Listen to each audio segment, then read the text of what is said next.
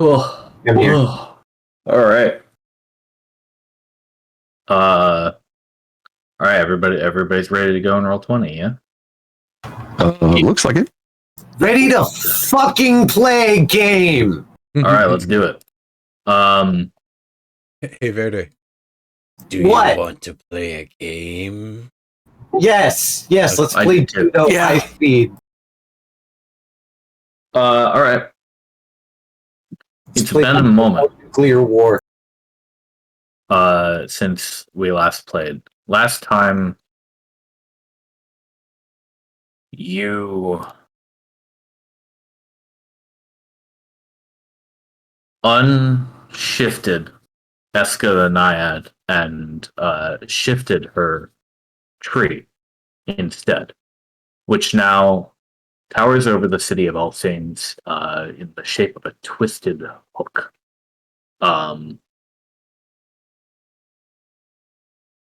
But it worked. You did it. Shortly after this, and after Naya spotted him at his apartment, Prince Vashta appeared at your camp in the night. And he told you some things. He said some words to you.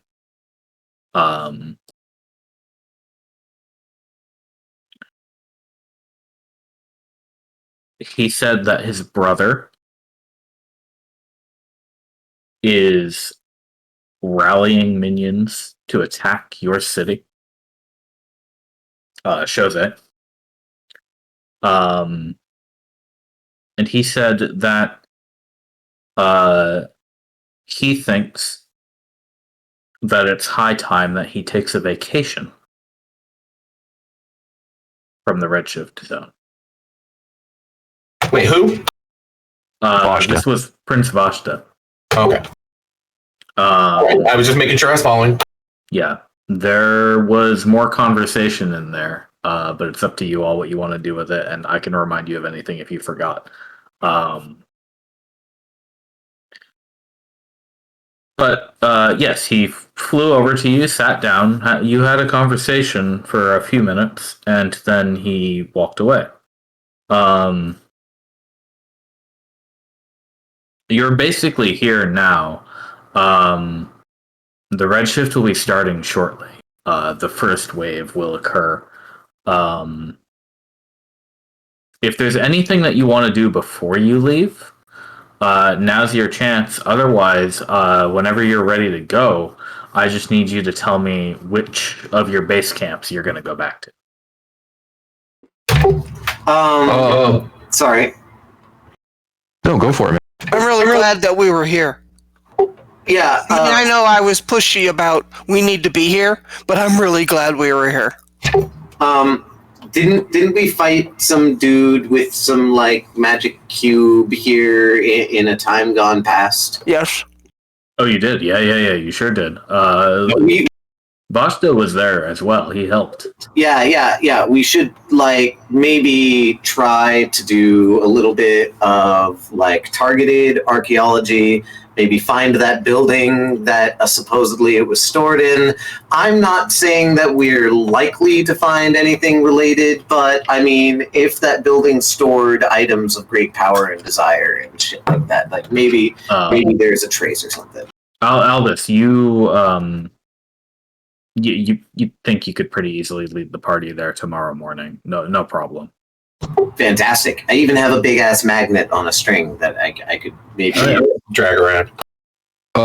We also discussed making sure that Vashta's vacation was more permanent by destroying his teleportation circle. Right, once he left. That is an option. You know where his teleportation circle is, you know where his apartment is.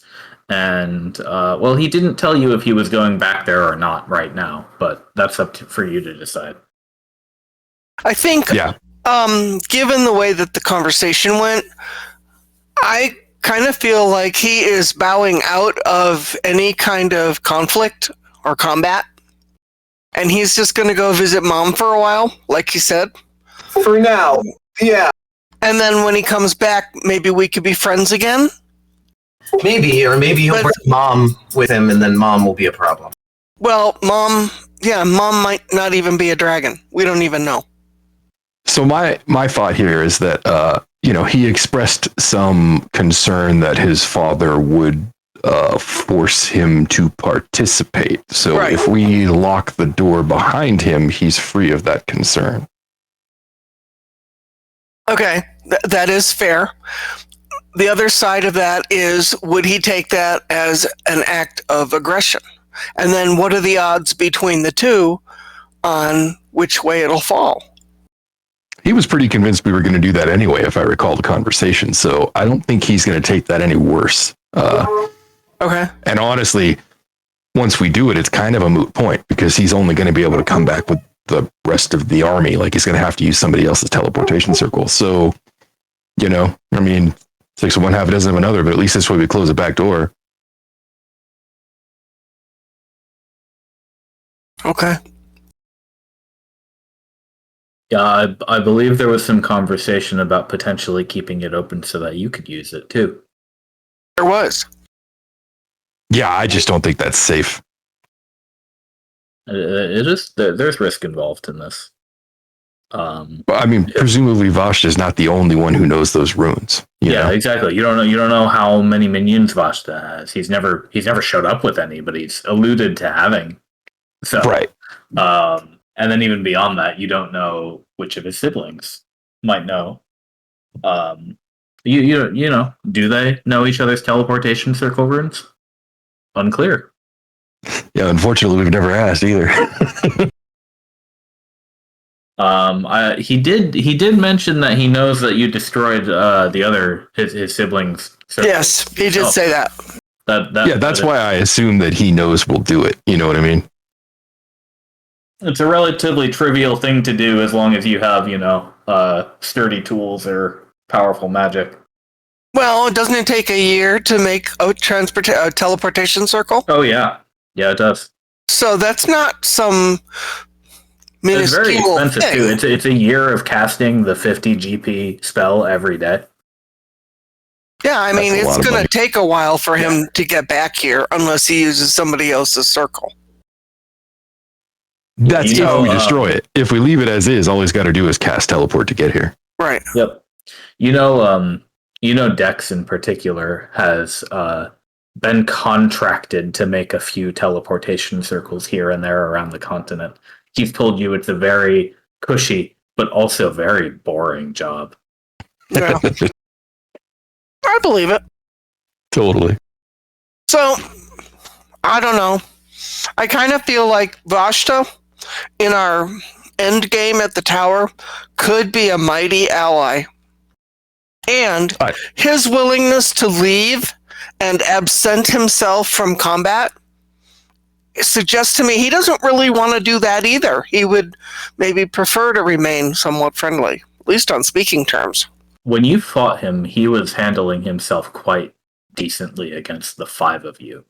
Right. And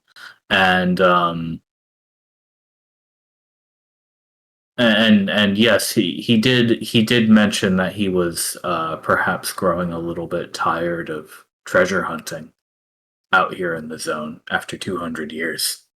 Yeah, and there's not much left, to be honest. I'm just wondering if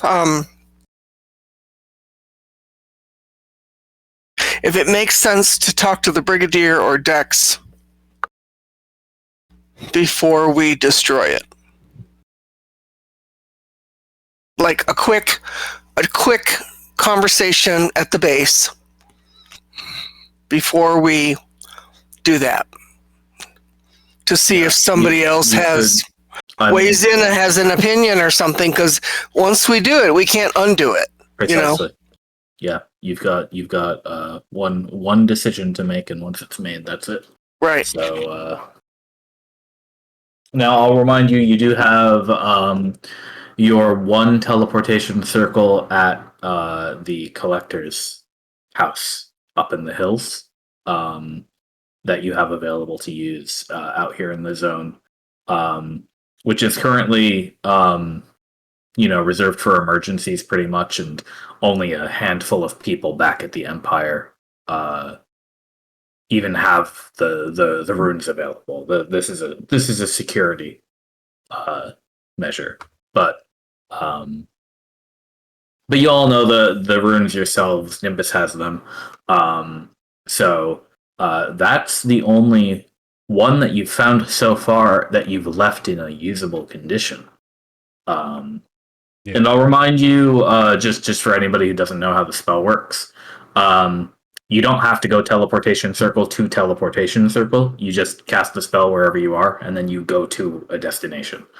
How far around the teleportation circle do you appear? I think it's within 10 feet. So, like, in theory, unless you're obstructed, then you'll appear somewhere that isn't obstructed.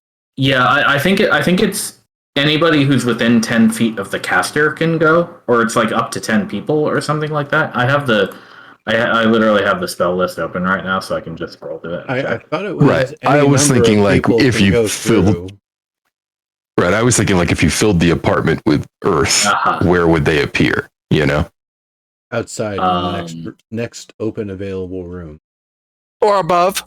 Okay, so when you cast it, it opens a portal for one turn that anybody can walk into, and then any creature that enters the portal instantly appears within 5 feet of the destination circle or in the nearest unoccupied space if that space is occupied.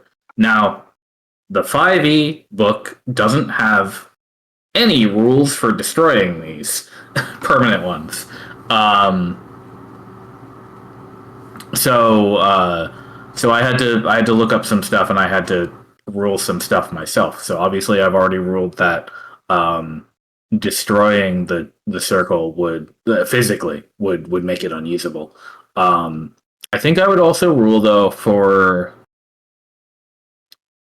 burying a teleportation circle in dirt.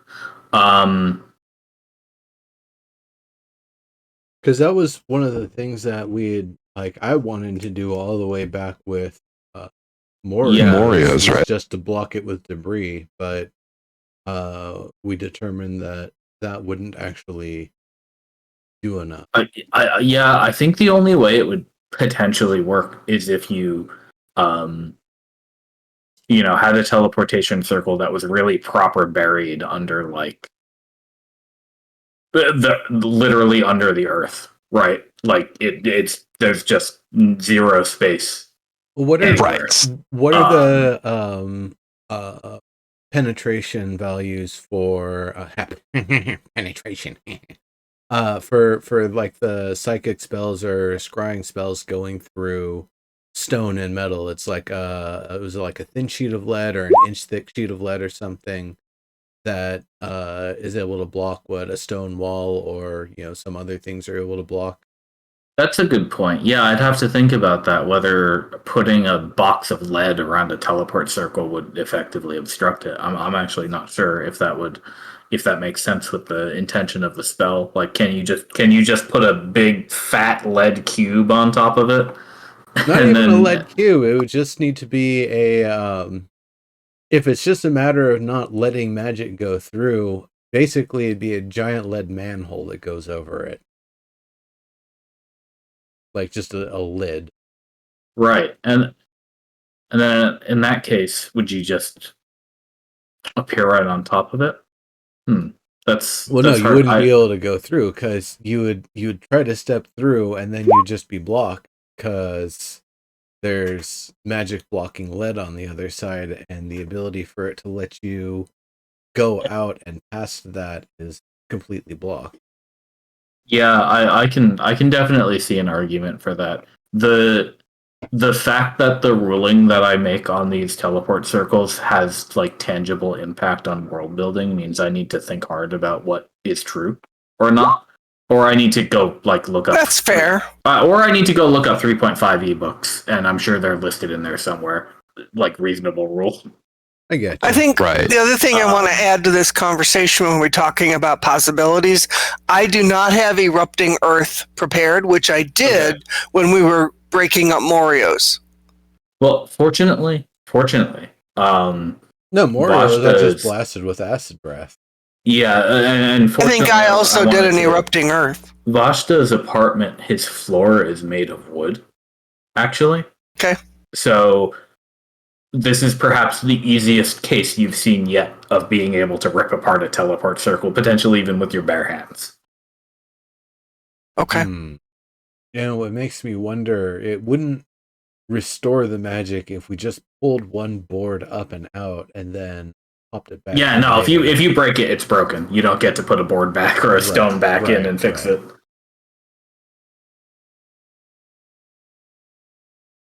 Well, I'm still thinking that in the morning we go back to base and talk to the Brigadier and Decus about yes, no. But so that's just me, you know. To make a clear ruling on it for now, I'll say in this case, in this game, unless something changes, you can destroy it. If you try to bury it in just rubble or like collapse the house on it or something and then try to dig it out later, I'd say if you tried to use it, you'd still probably just appear on top of the pile of rubble in that case. Or on the roof, yeah. Yeah, so that's how we'll do it for this one. Okay, that's fair. Yeah, I mean, that was my expectation. I was just curious if there was a range on that effect. I would love it if there was, because, like I said, the teleportation circle spell is such like its existence in the D&D rule set informs the world building of any world you create. And not having those rules in place, not having those very clear requirements and downsides, leaves it entirely up to the DM on whether it is like, well, if we have a teleport circle in the king's throne room, can you turn it off? Because if not, then that's dangerous. Totally. Well, it does say 5 meters. Or can you do what Nimbus said and just like turn a stone the wrong way? And all of a sudden it doesn't work, and when you want to turn it on, you just turn it back. The thing that I'm also thinking about is forcing like 60 dudes through it, and some of them, that's all the movement they have, so they're going to be stuck. But then also the idea of using that to exploit doing like a prison break, like the person's in there, where they're at, instead of just putting 3 people in where they're also going to be in prison just with tools, you push 60 dudes in there. They'll be all in the prison cell, and then because of the spacing of D&D, they'll be out into the hallways of the next cell over, like the office nearby. They'll just spill out into every empty space, despite the fact that there is a gate in the way, a cell door, and you just push 60 dudes through the portal, and eventually you'll maybe that's why teleport circles are like always on a dais in a courtyard or something like that. Because if you don't, then like you end up like through a wall in some other room or like in the shower or something. Totally. Well, they seem to be commonly used, and hell, if it was me, I would choose to move troops. And so if you're moving hundreds or thousands of troops through them, they need to have room to, like, land. They're not that common. There's, like, very, very low double digits, maybe even single digits in the Empire and per country around. Yeah, national infrastructure kind of shit. I think you said that before, that they're expensive and so rare. They're super expensive, and even having somebody who can cast the spell is enough of a bottleneck that, like, you have a teleport circle and you don't know magic and you don't have a wizard on your payroll. What are you going to do with it? Brag. Sure. But yeah, like if the Saint Empress needs to get around somewhere fast, she has a few places she can go with a court wizard who can teleport her. So, that situation works. We're way off track. Redirecting to the task at hand. I don't need to turn this into another 2-hour discussion on spell rules. You guys can decide to do whatever you want with this portal, this teleport circle on the floor of the prince's apartment. If you want to touch it, that's up to you. Just make a decision before you leave, I guess. Is there anything else you want to do around the tree before you camp out for morning? I suppose theoretically, if you guys all decide that we want to, I could dispel magic it, or I could try to. Maybe it might be too high level. I don't know. Can I look at it and tell? So it's a 5th level spell. I think dispel magic should work on it as long as you cast dispel magic at 5th level. At 5th level, right. Yeah. Or you could risk it and go for the skill check. But I mean, if you've got the spell slot, you might as well just upcast it. Yeah, it says, oh, yep. There it says when you upcast it, it automatically ends the effects of the spell on the target if the spell's level is equal to or less than the level of the spell slot you use. So if I blow my 1/5 on this right before we camp, I could do it. But what would be the point? If it's a wooden floor, we can just scratch it and it's done. We don't need to use magic. Yeah, actually smoke it. I mean, I guess if you trust that. I trust it because that's how. Yeah, I mean, we've done it before. Yeah, there's the barbarian method and the cleric method. So. Sure. Right. I'm just saying, there's no grace in that. Well, no, look. I'm a wizard, and as a wizard, I'm telling you, a crowbar is going to get the job done here. Yeah, don't waste the spell. It's very true. Yeah, dispel magic is for when you've got a teleportation circle inscribed on an adamantine floor by a lich. Totally. Fair enough. I don't think well upwards of 5th level. For what it's worth, I don't think Vashta is coming back tonight. So if we want to consult with command, we should just head back to the cave right now and do that. We should Is Eska still sleeping? There's an impending attack anyway. Right. I was going to say, we have things we need to talk to them about. Is Eska still sleeping? Yeah, she is almost certainly not going to be waking up in the next 24 hours at least. Okay. You guys have been camped out here for, I don't know, like 12 hours maybe at this point. It's I think it's midnight right now, last we checked. So we were going to check that building in the morning. If that's what you want to do, yeah, you absolutely can. Yeah, I was suggesting not bothering to camp and go straight to the obelisk. So we can check that now? Well, because Naya had said before, we do anything to the teleport circle, we should talk to command. So, we should do that, Absolutely. I also just want to do the archaeology at the other building, too. Yeah, it'll probably it'll be a diversion of maybe an hour or two to do that if that's something that you want to do right now. Well, if it's midnight, it's dark, so we might want to do that in the morning anyway, right? So get the obelisk shit out of the way now. Then when the sun comes up, come back. Are you going to go sand sailing in the dark? That was my thought. It'll be a what? The audio cut off, and Ombal wasn't listening enough to tell me the TLDR. It'll be dark. It's midnight right now. Oh, yeah, I heard it'll be dark. Okay. Yeah, he was like, it'll be a what? I was like, well, I don't know. He didn't say anything.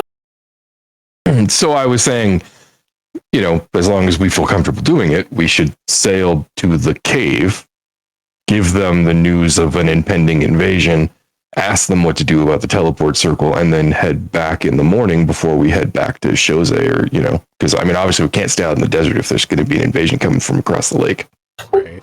Right. But plus we have a redshift breathing down our necks. How much time do we have? Like a day, yeah. Well, yeah, I'm going to tell you that first wave is going to start first thing in the morning. Yeah, any second, right? Okay. So that's a little future sight for you.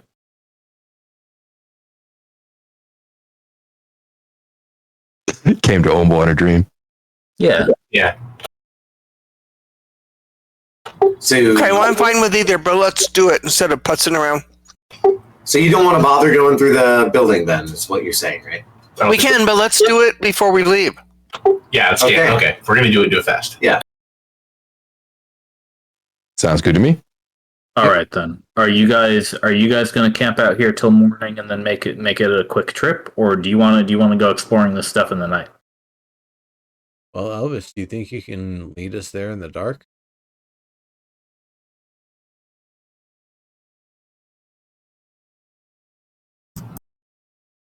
What was that? Do you think you can lead us there in the dark to that building? It's dark out right now. It is It's midnight. Yes. Out the staff I'm room. sorry. Maybe to your eyes it's not dark. Yeah. No.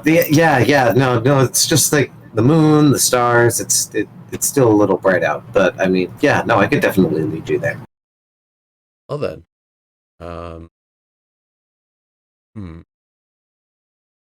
might be the thing to do. That way we can kind of hedge and camp out there a little while people maybe look around and do a little discovery.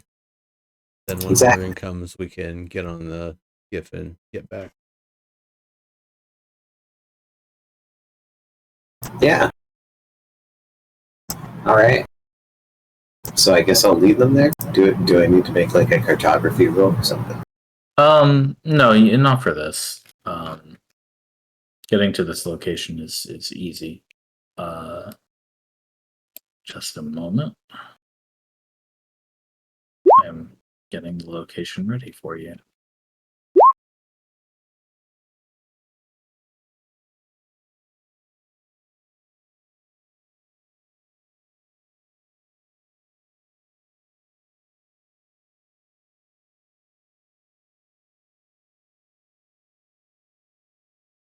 What the fuck is this? Or technical problems. No, let's just roll 20 did a weird thing when I right clicked. Alright, it's fine now. Let me copy your tokens.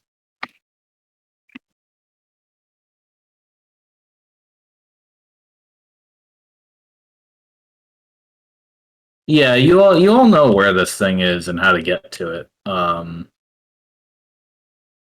Windows for pro users? Yeah, and the line of sight stuff, just like Fantasy Grounds has, or has had for like 3 years now. Oh, nice. Now, let me check. Oh, I see what you're saying. Viewing windows, not. Yeah. Yeah, like how you could see through the windows of the alchemy lab in the other campaign that we were playing. Right. That's what I'm talking about. So you're saying it's not Roll20 on the Microsoft? No. Is there dynamic lighting on this one? There is dynamic lighting. Is it working right now? I can see line of sight, but it looks like it's fully lit. Yeah, it's either fully lit or there's hang on. Or there's no. You can look at the stream and see what I can see. There are definitely line of sight cutoffs when I zoom out. Yeah, I can see line of sight for sure. It's just not fully lit. How's that? Yeah, it's just we can see everything. Is that fixed it? That looks the same to my eye, to be honest. Me too. Something looked a little brighter after that, but I have dark vision. I have 60 feet of dark vision. Sorry. Okay, I reset the permanent darkness. Does it look better now? Yeah, the colors changed. I mean, I can still see as far as my elf eyes can see, and I also have dark vision, so I don't know if that helps, but it does look dimmer now. Okay. Like you can't see through this wall, can you? No, the wall, all the line of sight's working. It's just the lighting doesn't. I can't tell if the lighting's working or not. Oh, that's exactly correct. It's nighttime. You have full vision, so there's you don't. I mean, aside from the two of you who can't see in the dark. Is that a wall right there? Yeah, that's like a low old brick wall.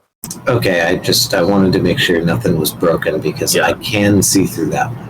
Yeah, low enough I guess that there are a everybody couple of those. but Alvis Tavern could look over it just by standing next to it.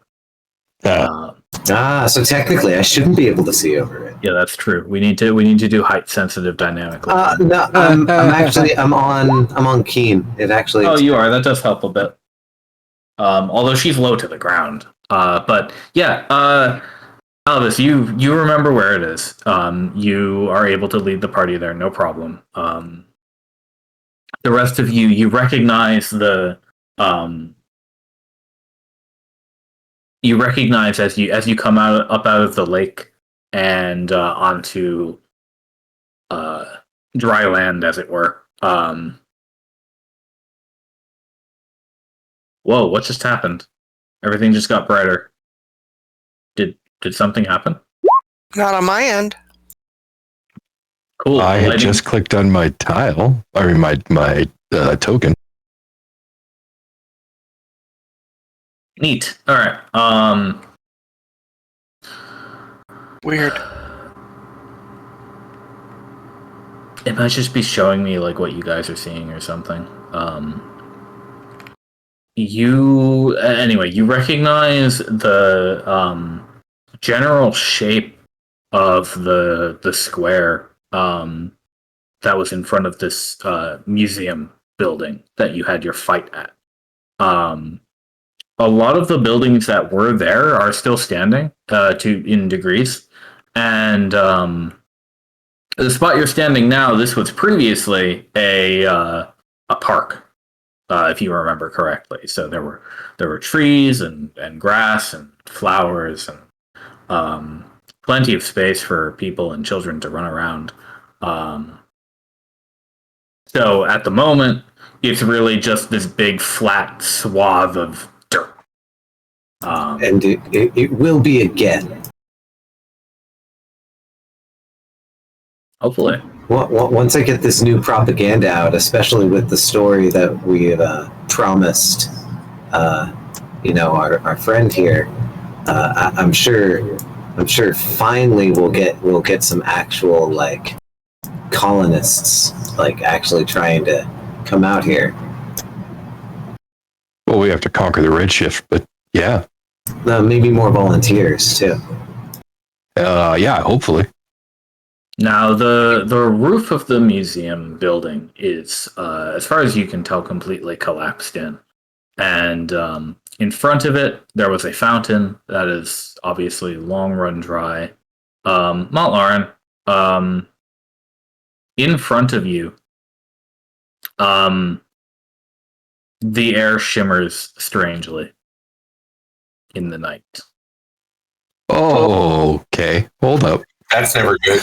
Is it lit up, or is it just shimmering? No, it's like heat haze almost. Although more, it's like looking at a small refraction, just slightly in the same way that you notice the haze of the heat. It's not moving, but your eyes are something about the way the appearance of whatever you're looking through Mont Lauren is making your brain unhappy with what it's seeing. And is it in the area where the doors used to be? Well, Mont Lauren, it's directly in front of you. Yeah. To your east. Is it contiguous or literally just directly in front of me? Like, is it like part of a field or like a tear? I encourage you to zoom in on Roll20. Perhaps to about 30% or so. Yep. That answers my question.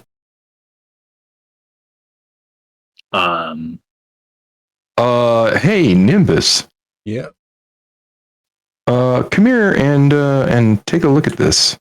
Yeah, and while Nimbus is looking at that, Albus Tower, you can see that this fountain did once have plumbing. It is well and truly plugged with dirt and dust. No coins?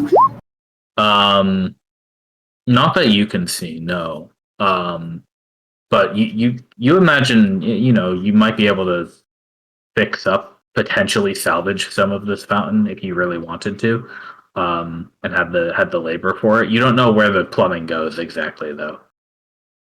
Yeah, that probably would have to be entirely refurbished. But Yes, Nimbus. What would you like to do specifically?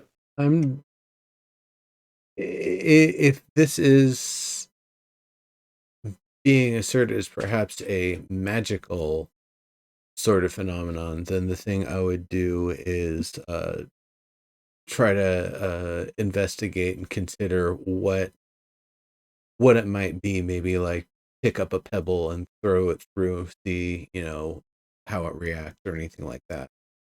Okay. likewise, I could, if and once my attention is drawn to it, I could use an arcane hand or something. All right. Well, first, Nimbus, why don't you go ahead and do that roll?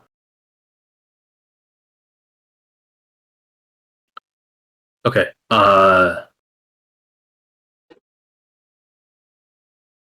You toss a pebble at it, and what happens is in a space that is already cracked once or twice across your vision, across this plane in the air,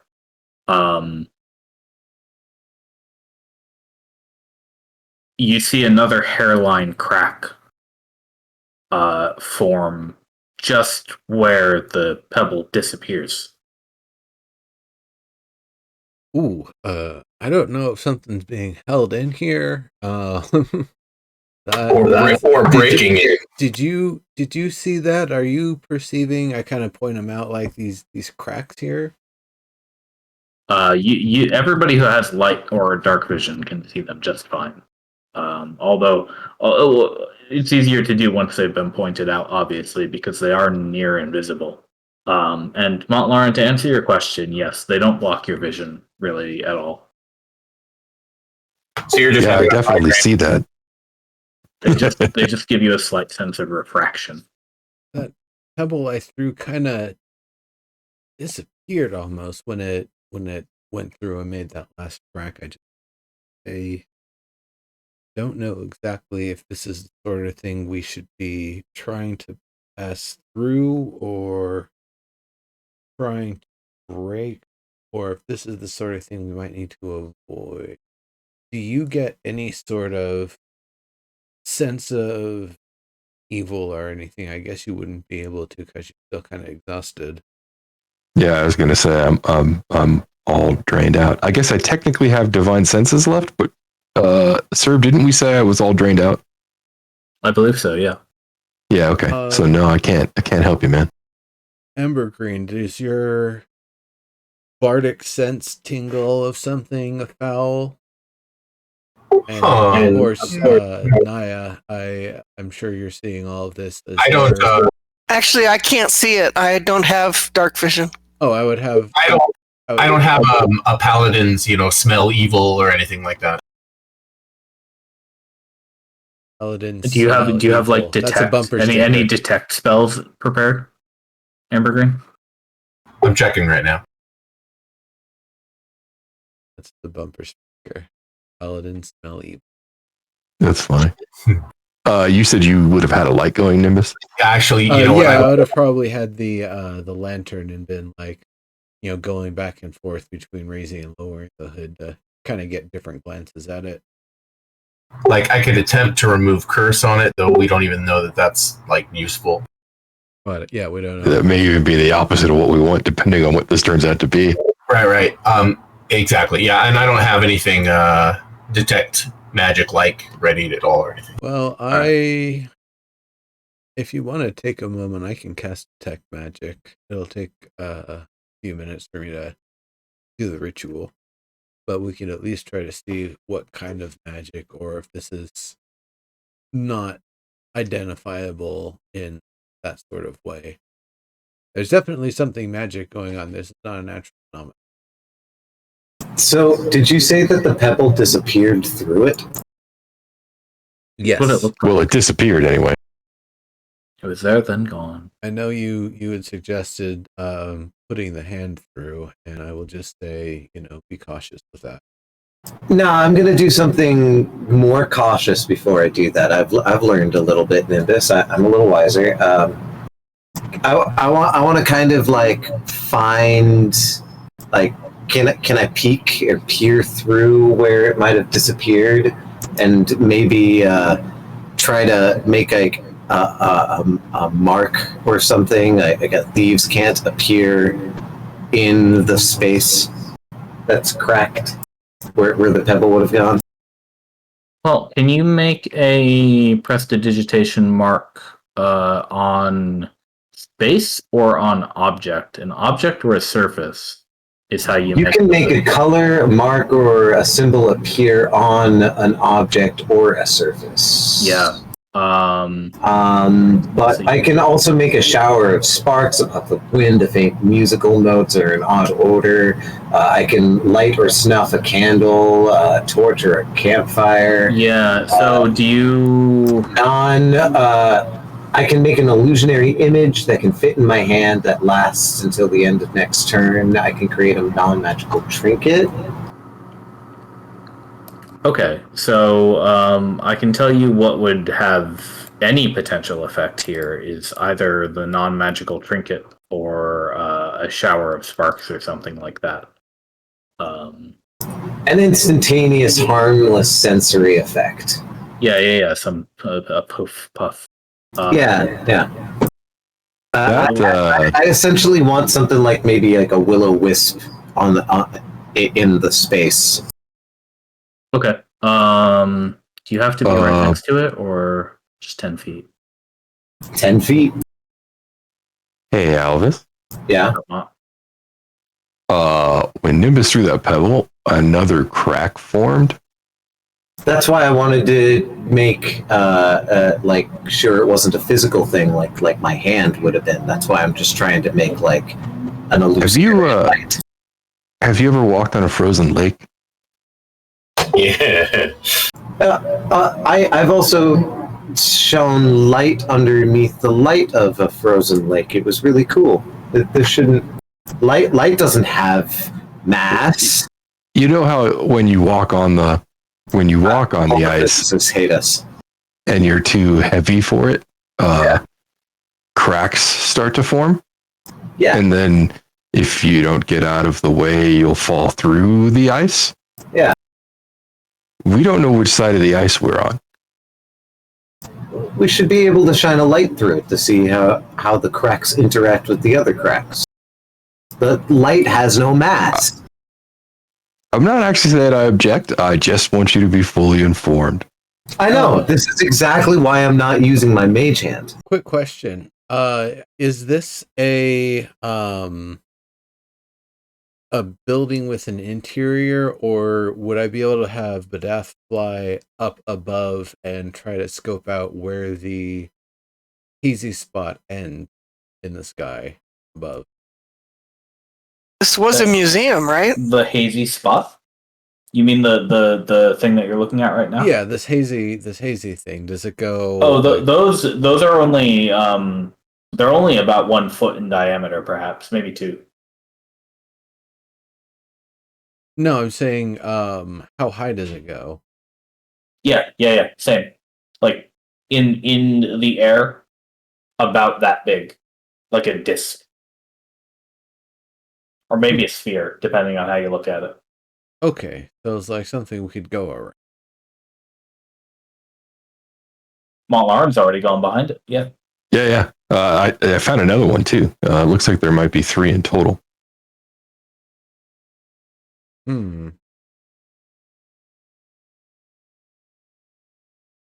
wonder what sort of technology the museum might have had at this point. I'll tell you, you are shining lights through it right now because Nimbus and presumably Naya are carrying lights of some sort. So, I meant like since the pebble went through already and some amount of physical damage had been done. I mean, through the rifts, similar to how like you could maybe shine a light through, Montlarin was saying, some thin ice on a river because it's still in your eyesight. You can still see the space there. I want to see how the light interacts when it's leaving the space. And entering our space, is it right? Like how a torch would interact, like if it was around the corner from where Lauren is standing, the light would kind of... You have your lamp turned on right now, don't you? Nimbus? Yeah. Yeah. So, Albus, you can see that the light shines from the lamp. The light shines through the odd aberration.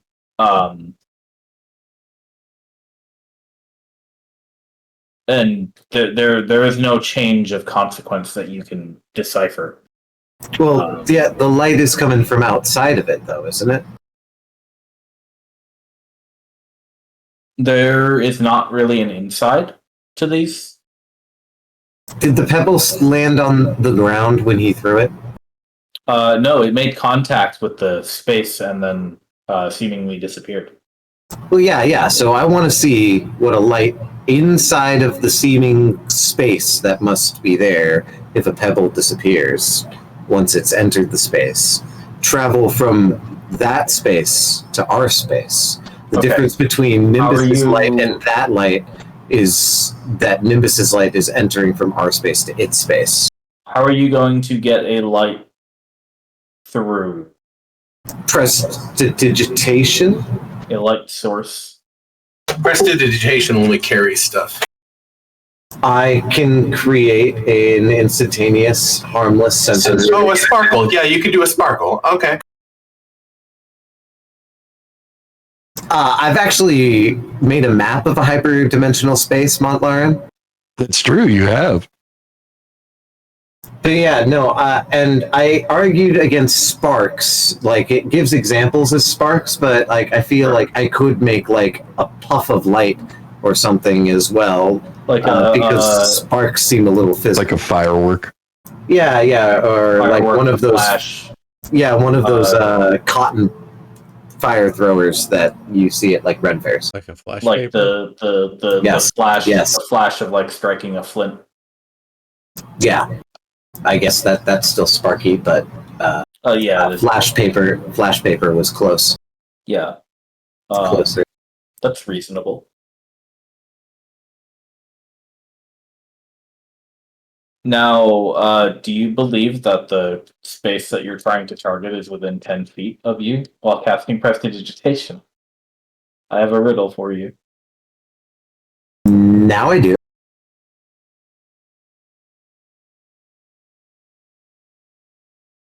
I went around like Montlarin did. Well, you can try it. I mean, it's an interdimensional space. It's just... So you want to cast a prestidigitation flash of light inside the space that these cracks lead to. If I understand what you're saying correctly. Yeah, I want to see it. Yes, exactly. As if like I took a match and it was my only way of like lighting up a room that I was trying to get into that was like boarded up or something, as I could like throw a match inside of a small crack and then like try to see. Just roll Arcana.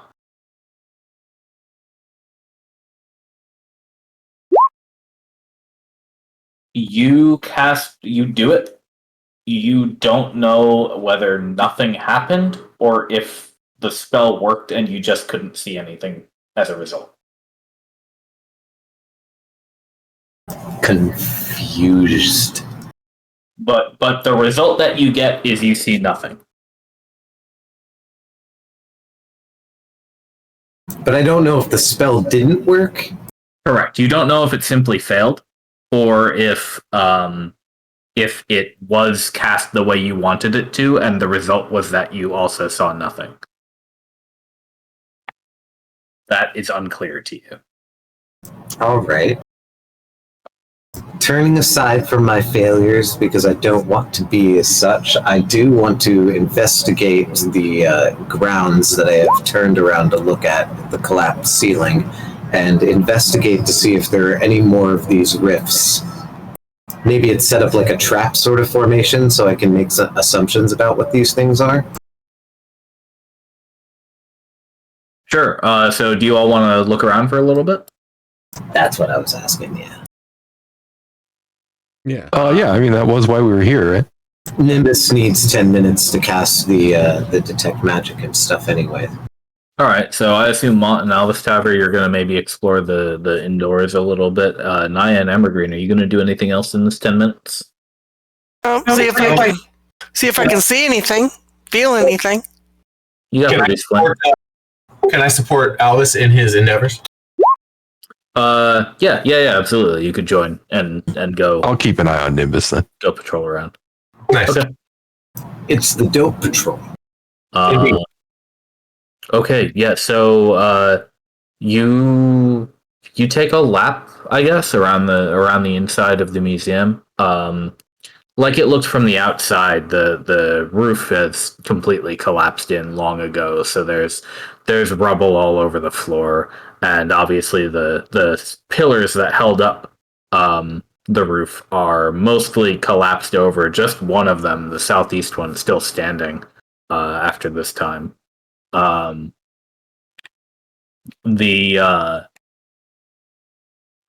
If there was anything here in terms of, artifacts and stuff, it is either gone or buried beneath 2 feet of rock and junk. Alvis,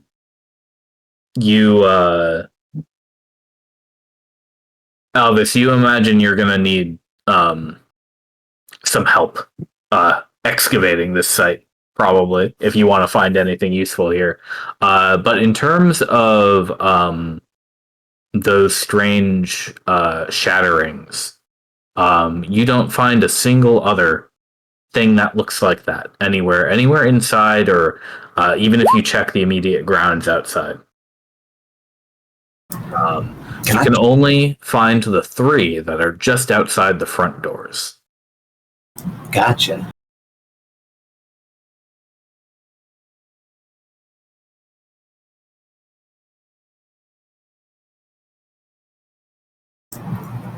Would that have taken the 10 minutes, or would I have been back right before?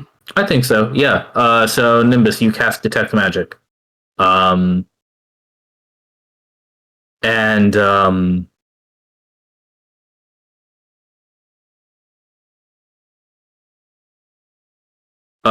Nimbus, the best way to describe this is that,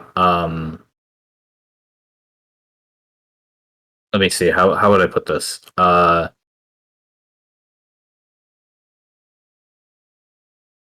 Oops, Naya, you accidentally stood on one. Crap. I'm moving back. Can't see, so. That's the perfect reason for trouble. Oh, God. The best way to describe it is that you can't see the map at all, Naya. Is that because there's no actual active light source? Can you not? There is. It's daylight. No, I see the map. I mean, mechanical daylight. I just can't see the fractures that you guys are seeing. Zoom in, please. I did. Are you at like 150%? They do blend in a bit. I made them hard to see. I'm sorry. Let me describe this detect magic. Okay. At 160%, I see something. It's color on color. It's like there's supposed to be magic there, but there is no magic there. It's like you're seeing the outline of a magical thing. An empty outline of what should be a object or something, spell, event, environment. Oh, I wonder if they fit together somehow. Or if you could fill the shell or snap the shell onto something. To be clear, it's not literally an outline that you're seeing. This is the really the best way to describe the void that you're detecting here. The void of magic sense that occurs.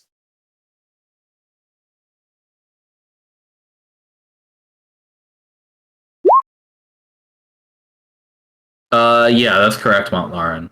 And to Nimbus, to what Montlarin said in the chat, to Nimbus, I think you'd be able to know what anti-magic feels like. This is a little bit different than what anti-magic feels like. I figure Nimbus would know what anti-magic feels like. Anti-magic is the absence of magic.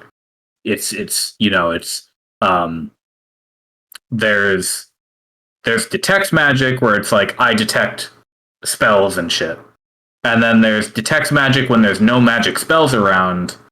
And then there's detect magic on anti-magic, which is there's not even ambient the planet magic happening. There's no mana here anywhere. This is different from that. It again, the best way I can describe it is like there's supposed to be magic there, but and you detect that there is supposed to be magic there, but in the spot where it's supposed to be, there isn't. I wonder if these spaces here are trapped or encapsulate something, and if we break them open, thing will get free. Now the question is, do we want to risk knowing what that thing might be? It could be a treasure cache, it could be an artifact that refused to be redshifted and hid away, or it could be critters, or it could be anything. While I'm peeking around buildings, I look back and I'm like, well, if you guys want to stand back, I'll send a fist through it, see what I can grab, like a goodie bag. If everybody's okay with that, stand at ready with your weapons in hand, but in case something mean comes out. What's that thing, sir? Elvis is just kind of glancing around, stepping back. But the circular thing here. That's where the cracks are, right? No, he said to his west, between the buildings. That's just an old well, Elvis. Okay. I was stepping back, because I didn't want to be in like the way of any. Okay, so something's going to come out of that well, is what we're saying? No, he just noticed the well. Break one of these things open potentially, or rather, he's going to run a hand through and see if it can grab anything and come back. And if it breaks in the process, in fact, I would say maybe let's stand a little further away. This is as far back as I can stand. He's got to be in 30 feet for it. And I left 10 feet there because. 5 feet.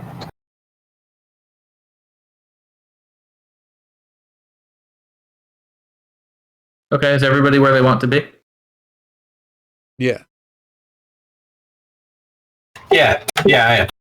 All right, Elvis, you want to roll Arcana one more time for me?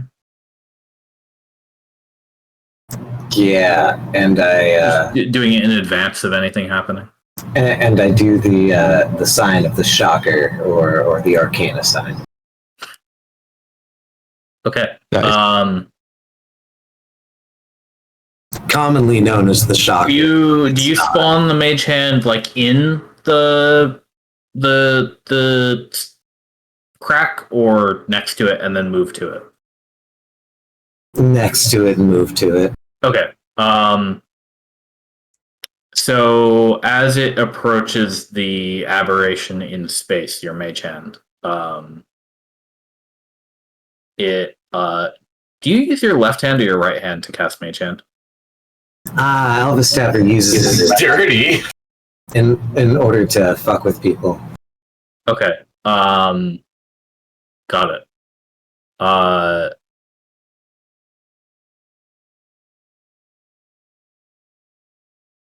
The left hand approaches the pane of glass, so to speak. And you want to touch it, right? You want to touch it with the mage hand? Yeah, I'm gonna touch it. Maybe I can push through and grab something and then bring it back. When the mage hand is within a centimeter, and as it puts its fingertips to the plane, you see there is a right hand that meets your left hand on the plane. Oh, isn't that cute? And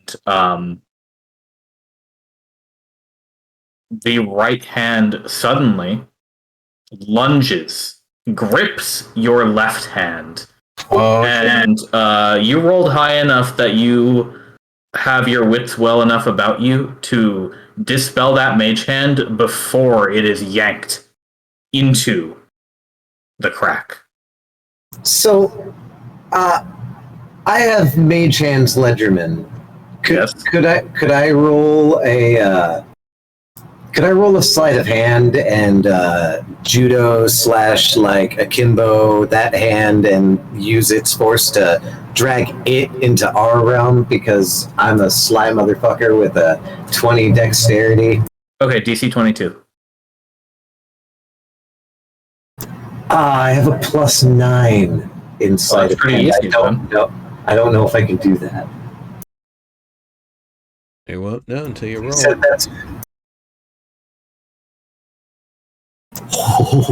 Nice. Shit.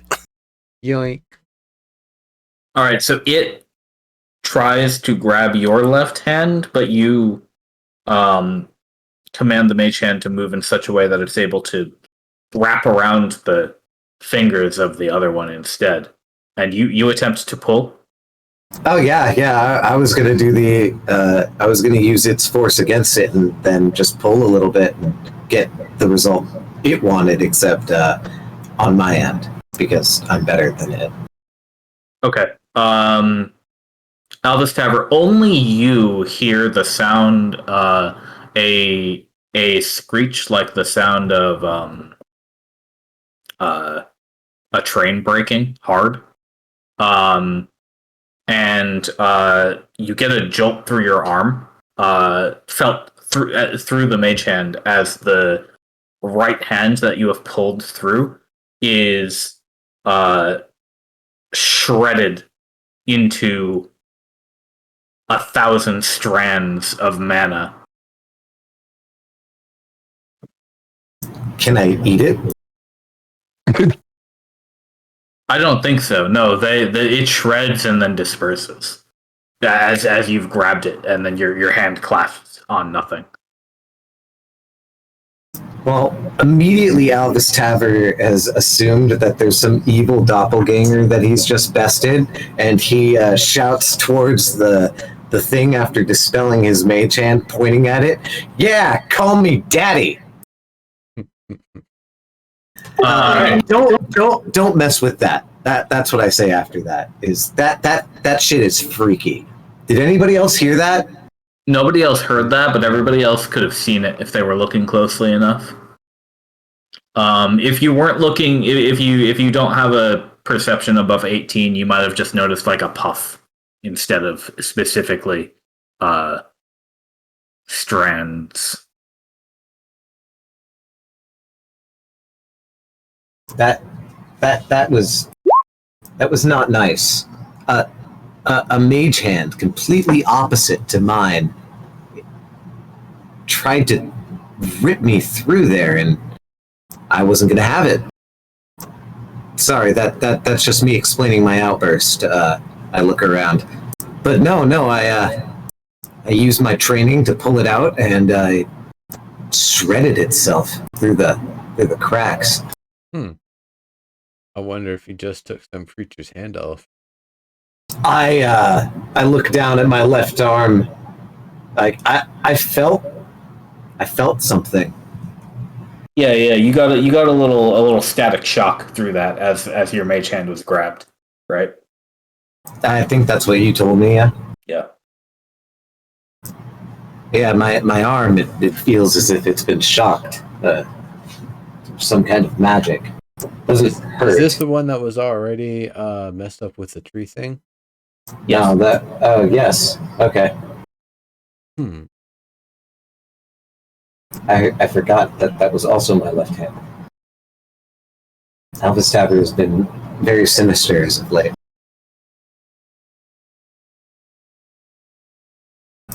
That's it. No, I get it. It was good. Thank you. Thank you.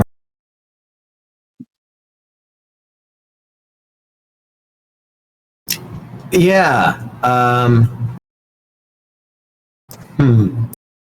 Did it feel like that one time my hand went against me in the Redshift, or does this feel different? Is that a different Arcana check?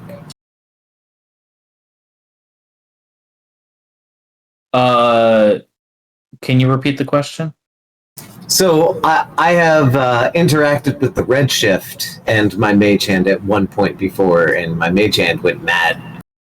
Are you talking about the one time when you did shifting with the unicorn horn bits? No. I thought my mage hand went mad when I put it out in the Redshift. Maybe both happened, because I remember the trying to choke you happened when you were playing with the unicorn horn. Oh, I thought the trying to choke me happened when I was trying to play with the Redshift. Does anybody else remember when specifically that was? I honestly can't remember now. I feel thought like it was it, but I thought it was the unicorn. Well, in any case, it has happened before. Yeah, Albus, you've had your mage hand react. The spell gets quirky here and there. Yeah. So, like, did the other hand feel like just like another person's mage hand? Or did it feel quirky? You didn't feel like you had the ability to control it, or that it was like struggling against you in that way. It definitely it wasn't your mage hand by any degree that you could detect. Okay. Yeah, that was fucking freaky, but I won the arms race, so I give it the finger.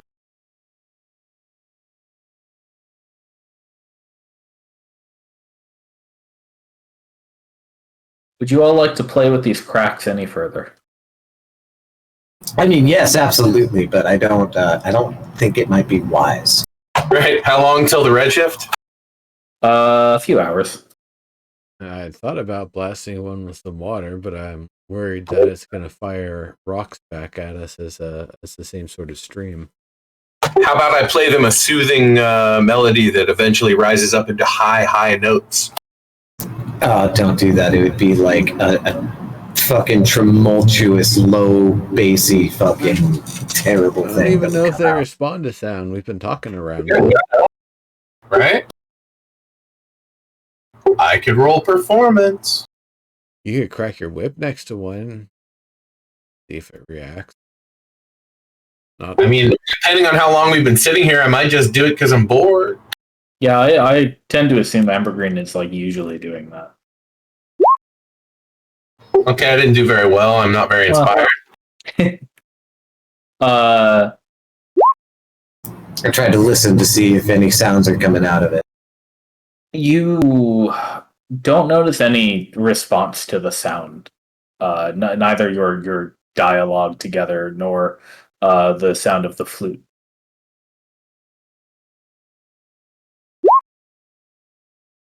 I cracked my whip in the air. Yeah, not on it. I know that's an in the attack air roll. next to it. Yeah. You don't notice any effect either.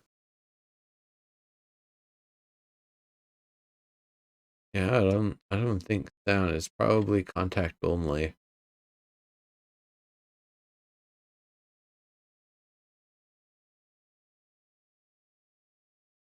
And you have to get through the barrier to make contact.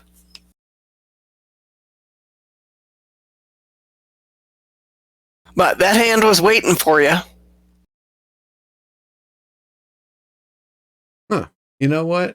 in I our wonder if these are like mini anti-redshifts, that these are some other thing attempting to exert its own reality. Like maybe they were failed or like test attempts to use that artifact.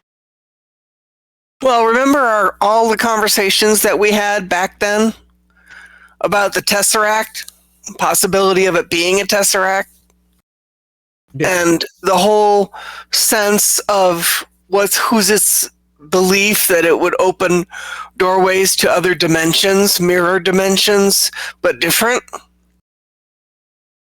There we go.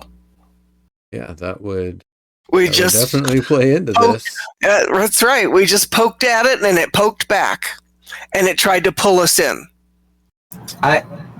Do I have to make a Tinker Tools check to make like a device with a rock and a string to try to throw a rock in it and then pull it out? No, I think you can tie a string to a rock just fine. I mean, in the Wizard of Earthsea book, it was remarked upon as like a thing a very capable wizard could do. Is tie a rope around a rock. Sure. What makes you think that it would respond again? I just... Or you just want to fuck around? Be ready to let go of that rope, because my guess is going to try to tug you right in. Yep. It's string. It's not even a rope. The thing would break. Yeah, but like, what's the point? Are you just wanting to futz with it? Yeah, I suppose. Fishing? I don't know. What if another... damn, it didn't exactly try to react differently. It tried to pull you in as soon as it made contact. Yeah. It wasn't like just trying to poke through like and it definitely did not want to come here. I don't think it could. I tried to rip it through. Okay. So I assume that works both ways. If it is a one directional only, like it can pull you in, but you can't pull it in. See what I mean there? With a one-way doorway, then what does it mean for the way that expectation was? I mean, it kind of suggests that you could go, but you can't ever come back. Well, yeah, that's why I wanted to go fishing for a bit. Like, I wanted to try to bring the rock back, whereas Nimbus's rock just went in. This one could come back. That's why I needed the Tinker Tools in order to like drill a hole through it or make it tieable. I mean, I am somewhat of a capable wizard, but Nimbus, do you know how to tie a rope to a round rock? Your nimble hands and skill with it is probably the best. I've seen you do a lot of things with like ropes and knots. You're probably able to just do it. Right. But no, the purpose is actually to test what you just said, Naya, is to see what happens to the rock if I try to yank it back quickly. I'm not trying to just futz with it. I just want to see if it is possible for non-magical things to come back, because perhaps that tearing of mana was just an effect of dispelling the spell while coming through into our realm. Like, I don't know what the fuck this thing is. Well, it could also have been something that had mana or lived on mana on the other side.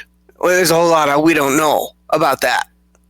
Yeah. Maybe the barrier itself is made of mana. Right, it lives on this. You want to do this fishing?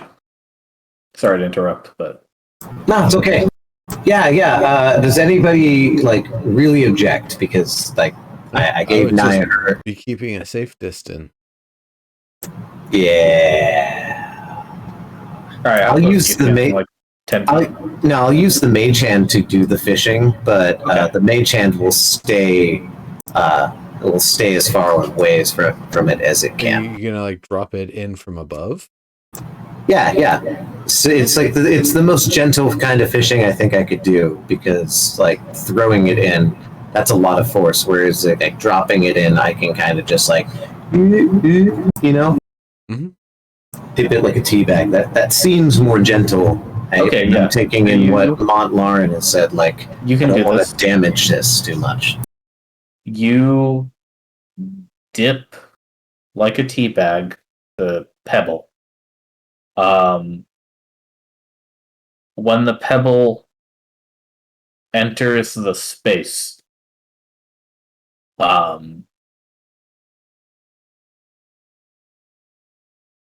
you perceive a crack, and the pebble is gone. Do you pull back now? Yeah, I'm just dipping it in and out. Okay. You receive only the smoking end tip of the remainder of your string.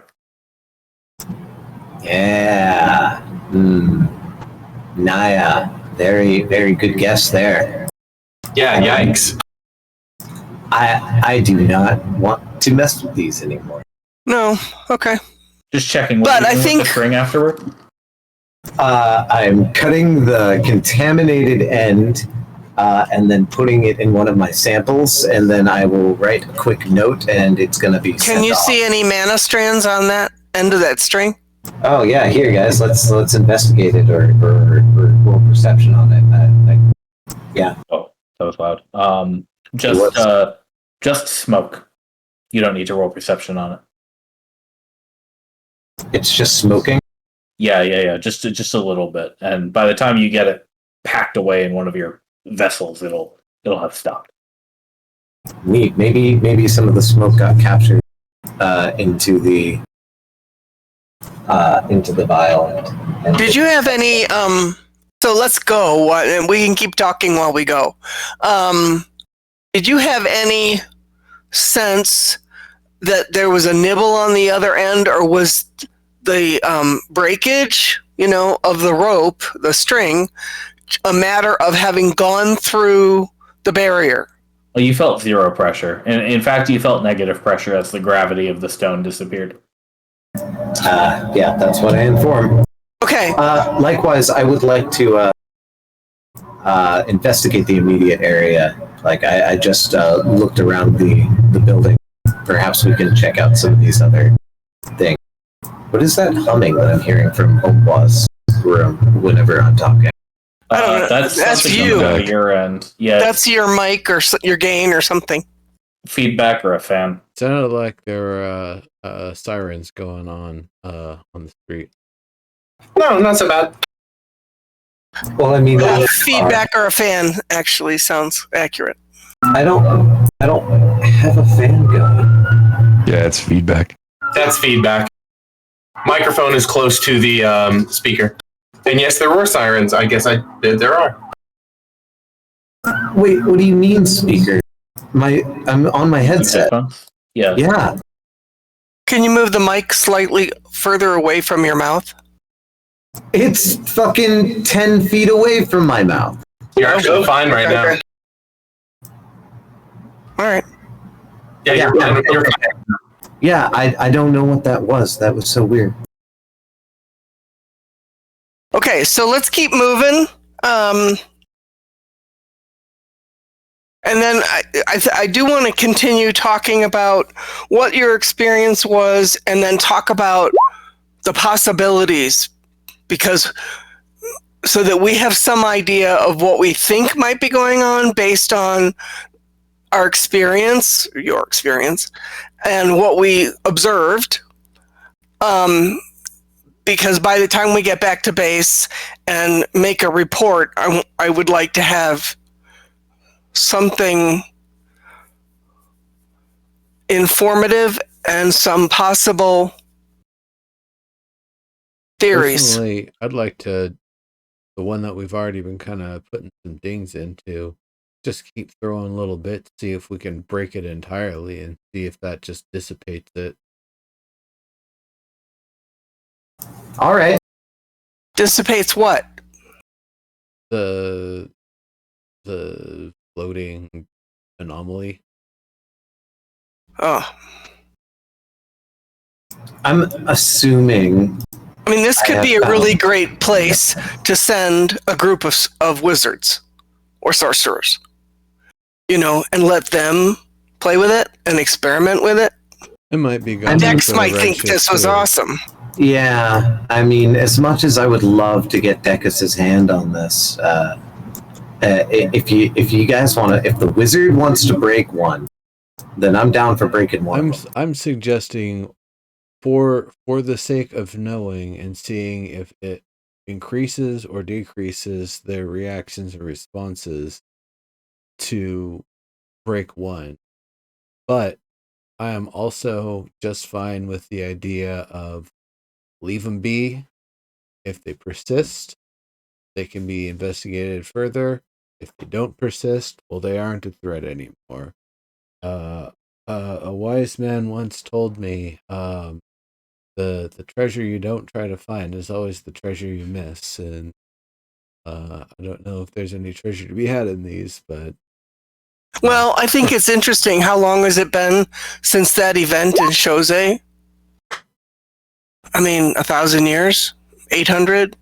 900? well, the Redshift happened 1,000 something years ago. Right, but that particular event with the Tesseract Cube, the thing, whatever that artifact is. Oh, right. I felt like that was pretty late in the sort of timeline of history of things leading up to the Redshift. Right, Yeah, so that's my maybe take, too. 985 years ago? 990 years ago? I mean, it's hard to tell how much time passed from one event to the next, but if that kind of timing is correct, then these whatever they are, breaches or rifts or whatever, have been sitting here since then, unless some other event happened that we don't know about. Or they could just be like the most recent Redshift thing. Yeah, that's another thing. They could have literally just emerged after we freed Eska. Without having been here before, we can't really know. Right. Okay. I'm okay with breaking one. Picks up another mud ball. Aims. Okay, do you throw a mud ball? If everybody's okay with the attempt of breaking one, then we can go forward with that. Otherwise, we'll leave them. I just want to make sure there's consensus on this because I don't want to potentially ruin something we might need to investigate later. Yeah, I'm reluctant to break anything. That is the truth. Naya was even reluctant for me taking the gems out of the snake statue. Years and years ago. Yeah. I think I'm with it for one, maybe. It's just I don't know what to expect. The one reason I would kind of want to do it, and this is the last point I'll have, if what exists on the other side is malicious, either intentionally or otherwise just an environment that is extremely inhospitable to things from our realm, would it be worthwhile to shut them down, or at least shut one down to see if it's even possible? At the same time, I also understand the idea that we don't want to potentially break something and have it leak.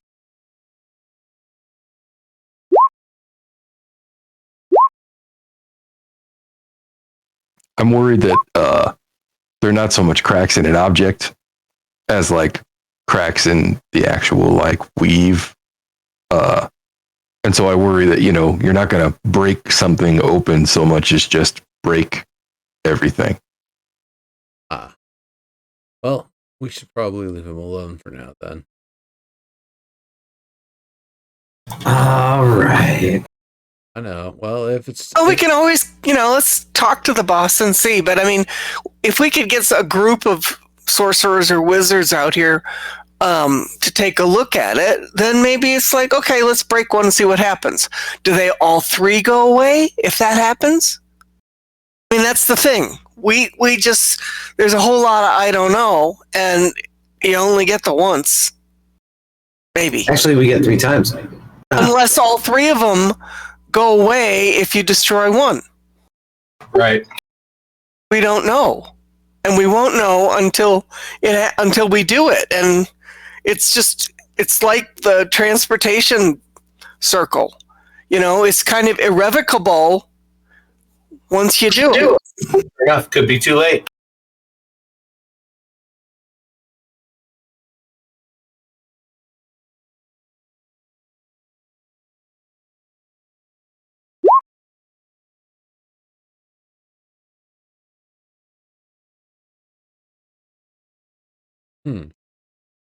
Yeah, we'll leave. What terrible harm could one mudball do? Undoing the universe? Opening a doorway we can't close? I don't know if that misses the fountain or not, but I was not throwing it at the thing. Just tossing it in the fountain. Yeah.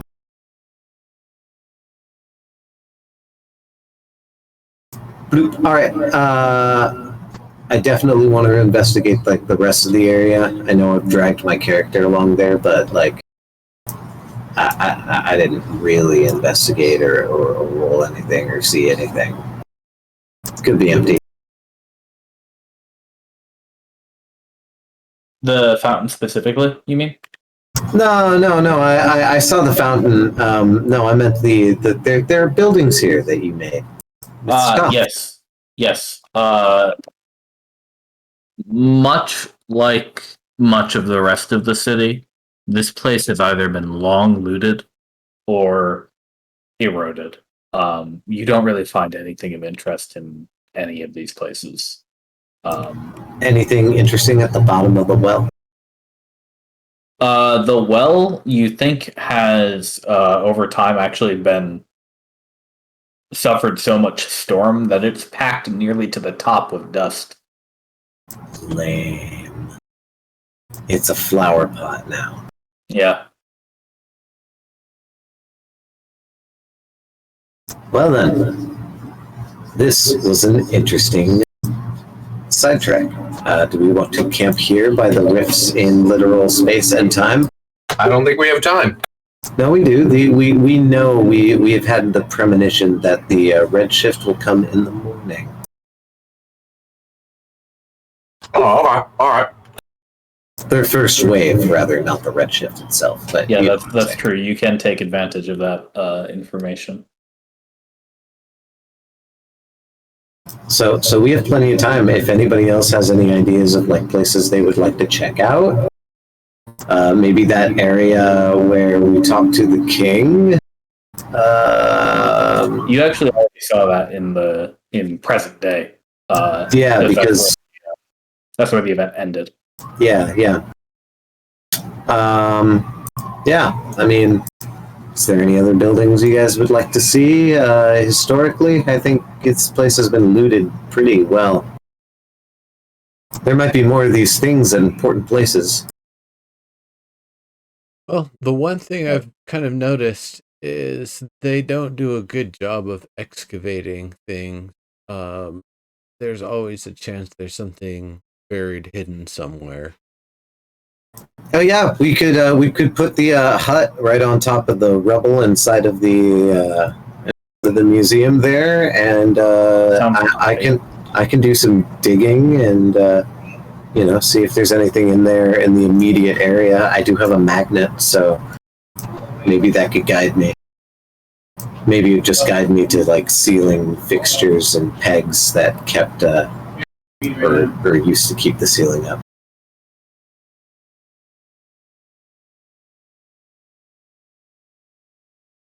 Worth a shot. Remind me, does the tiny hut have a floor?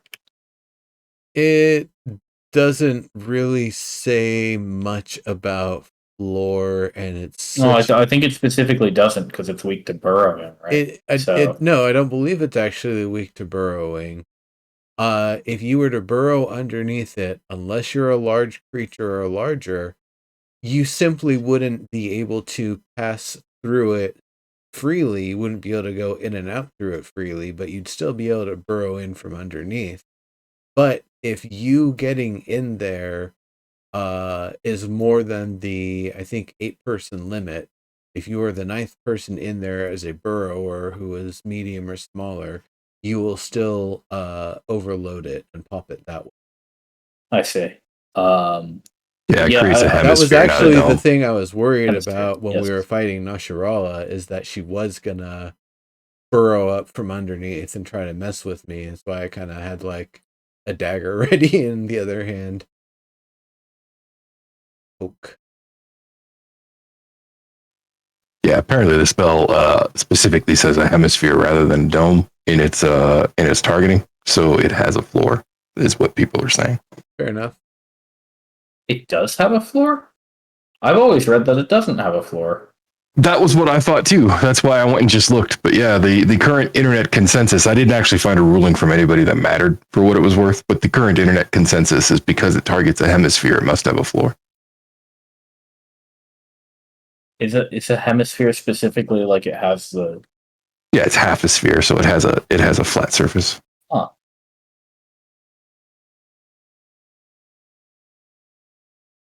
Interesting. Fair Well, enough. anyway. Well then, it's got a hemisphere, but no, I guess that's the question. You can pass freely through it. Does it say anything about above and below? Like, is it like a platformer where you can Mario jump from below it onto it? Yeah, I think you would fall through it, right? Because you could pass right through it. So yeah, that makes sense. So a pit would still. Yeah, there's no point where you can lean on the wall of the dome. So there's Right. no point where you can lean on the floor then as well. Well, unless you Right. can, and if you're not part of the people that can go into it, yeah, you could lean on it from the outside. But if you're part of that grouping, you couldn't. So, yeah, it's.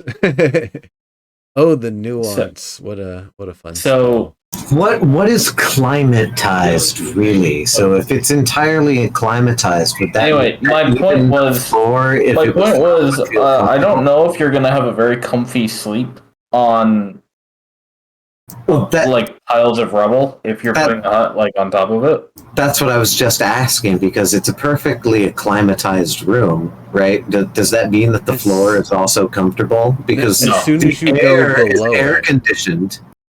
As soon as you go below it, it's gonna suck. The floor is still gonna be hard floor. It's gonna be comfy hard floor. It's gonna be the nice temperature, the nice like dryness that you would want to be laying on, but it's still gonna be whatever material the floor's made out of. Yeah. Which means, yeah, if you wanted to put it there, you're gonna make Nimbus sit on a pile of rocks. Nah, man. Actually, what I'm forcing you guys to do is a little bit of archaeology with me, so that you can create a flat piece of ground on top of the rubble, so that you're all comfortable. I think I'll just find a flat piece of ground on a flat piece of ground, and yeah, there's plenty of that outside. In fact, I think we're okay with that. Outside, not in the buildings. The buildings are essentially outside at this point, anyway. Yeah, but walls are what make us civilized. Well, that's what the tiny hut's kind of for, right? Those are magic walls. That doesn't count. If you put the tiny hut here, it's like you have actual walls surrounding you completely. Honestly, if you think walls are what make you civilized, I have an entire multiple clades and tribes of centaurs back home that would entirely disagree with you. No, the centaurs do another thing. They're of another type, but they're not of. See, they're not villainous. They don't live in the villas. No, they're not. Yeah, so I'm a civilized villain. I live in villas. Indeed. But we can camp every now and then. It's fine. That's what the magic's for. It's a tiny hut, after all. It is not maybe a conventional hut in the way that you might consider one, but definitely has walls and a floor, and it's comfortable.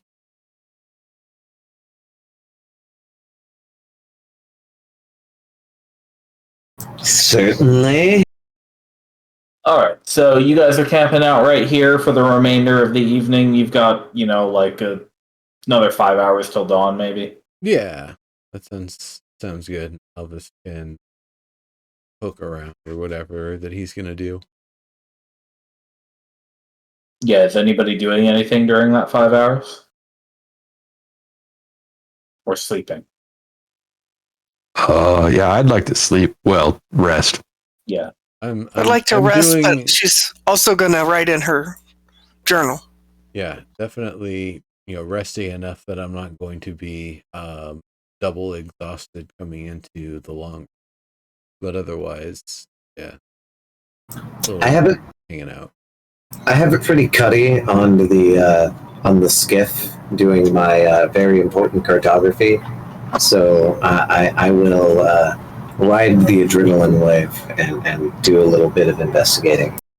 Maybe take like an hour-long nap or so after things seem hopeless. But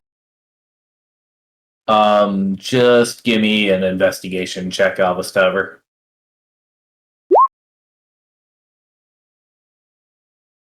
I also have my magnet, if that helps.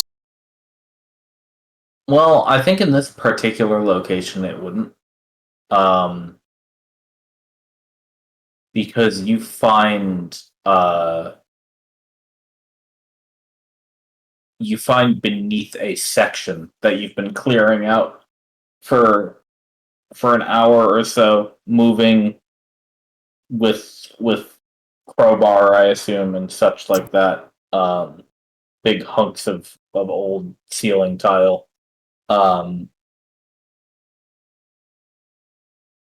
You do find what looks to be the remains of a pedestal and a very faded, very, very delicate 2 pages of sheet music. Oh. Is this something I can discern whether or not Nimbus can fix?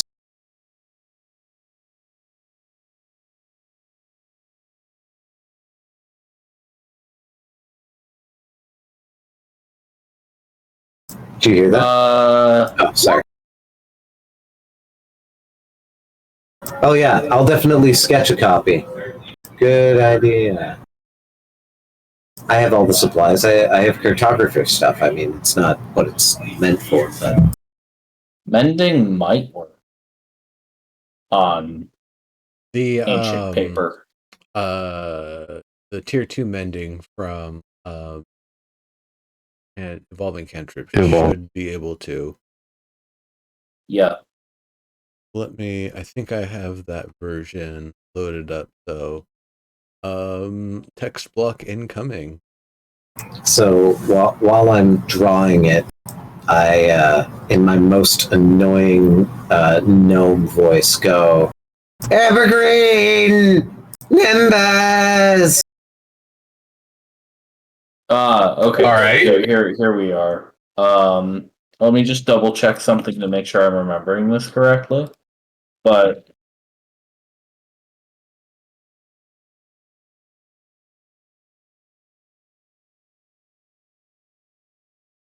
Evergreen. yeah, okay. So generally speaking, the corrosion penalty is at -5. The item is destroyed. I would say that these sheets of paper are at -4 right now, and mending will only work on -3 or higher. So I think in this specific case, these things are so far gone that mending actually wouldn't be able to get them back.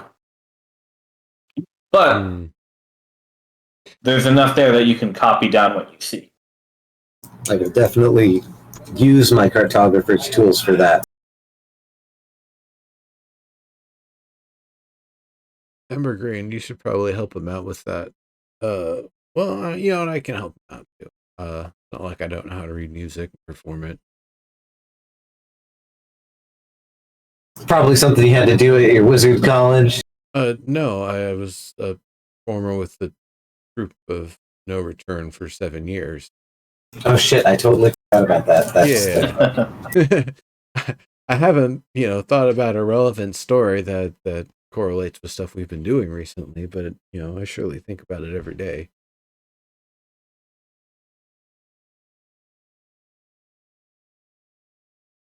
I'm gonna have to be able to play well enough to musically duel in the elemental plane of Earth, but that's not going to be this year. In fact, I might need to track down Salmus before I'll even be able to do that.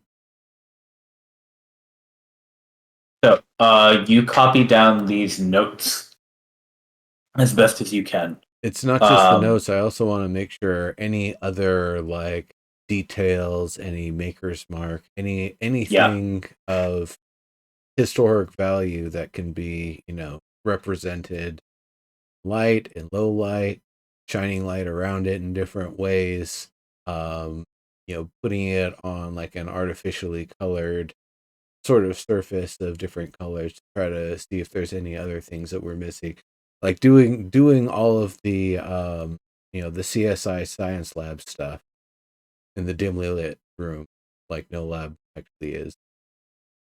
And the page actually does have a title as well. However, the destruction around it has smudged and torn that specific spot a little too much to read the full thing. But you're able to read the second half of it, which says to Aelita.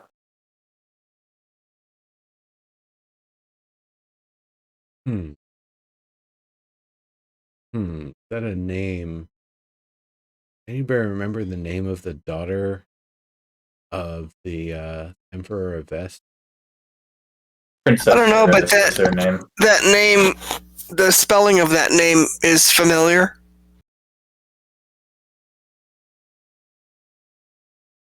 But I don't remember a context. Wonder if there's what the safest way would be to bring these documents back, store them till they can be more fully restored.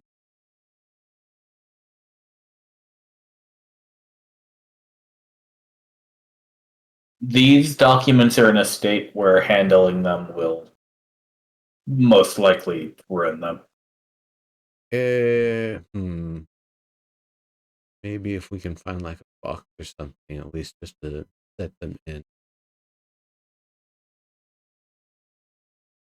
Come back later.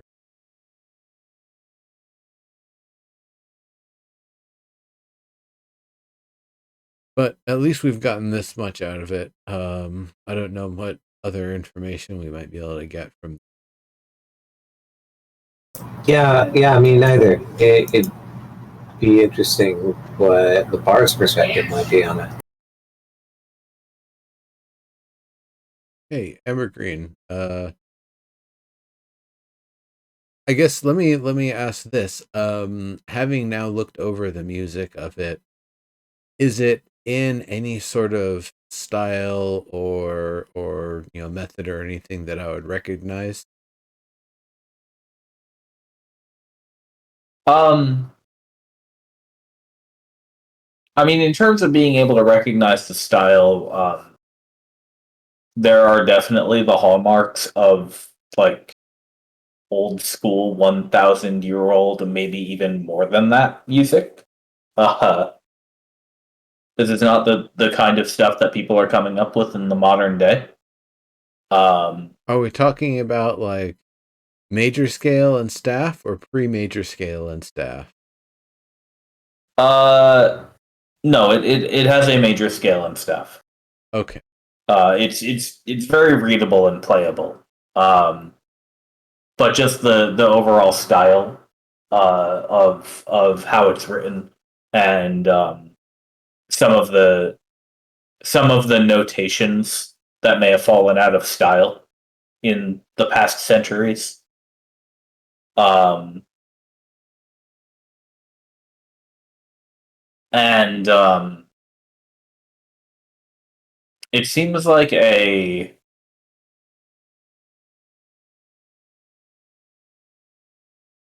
what's the word for it? It seems like a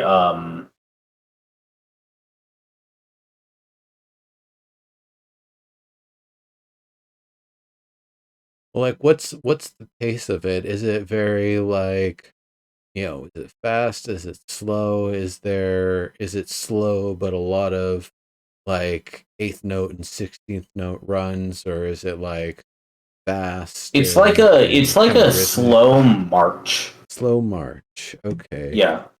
Like you said major scale, so not like a sad like a funeral march or something, but more like hey, we're coming, see us in the distance, we're big and bold sort of march. Softer than that, you Softer think? than that. Okay. Yeah. It's not it doesn't sound to your ear like a funeral march, but like a Does it sound martial? Or more like a dance song? Or like a parade or something. Well, but parade music is generally martial.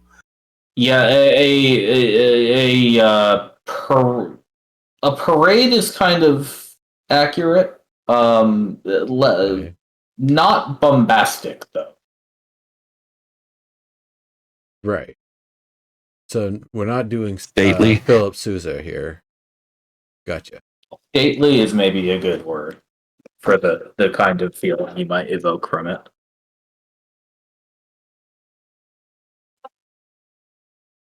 All right. Well, that's interesting. Then, from the way it was written, how formal does this look? Like something that was done by like an amateur, like a student, or does this look like something that would have been, Oh no, this mass looks like something reproduced on a that was. printing press? This looks like something that was kept on a plinth in a museum. Okay. Yeah, this is a piece that must have had some fame. So this is something that was on display in a museum 1,000 years ago. So 1,000 years ago, it was museum famous. Yes. Yeah. Okay. So that gives some interesting context to it. I wonder if anybody, back at and throughout the camp is familiar with God, this would probably have to be the sort of thing we make an extra copy and send to the Empire to see if they can find it in the long record. Well, we'll have plenty of opportunity to play it. I mean, I can make more copies, yeah. Heck, you could use this as part of the theme for some of your propaganda. We could make a more cheerful variation of it. Perhaps. I mean, the whole volunteer thing that I'm trying to get should have maybe a mournful but like rising sort of feel to it. I mean, the person who would have that kind of musicality, yeah. They have musicians among us. Oh well, that's quite the find there. That's pretty much the only thing of value that you were able to discover among the things. He's not going to be able to unbury this entire museum by himself. Yeah, I sit in my little tiny like hole, my gnome hole. Yeah. This, as a site of excavation, definitely gives reason for the large size of crew. We should be able to move here. Hopefully, if everybody survives the incoming attack. I hope this isn't a situation, but I guess I'm glad that we do have an empire backing up the idea that this might be the sort of thing where we actually have to call in large amounts of reinforcement supplies. After all, it might be an expeditionary crew, but if a something that calls itself some sort of empire in the area is going to send a military, I suppose it is the empire's duty to respond and like.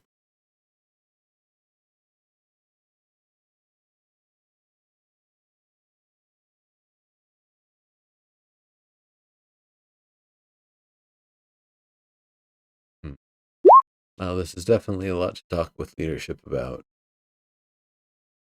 Yeah.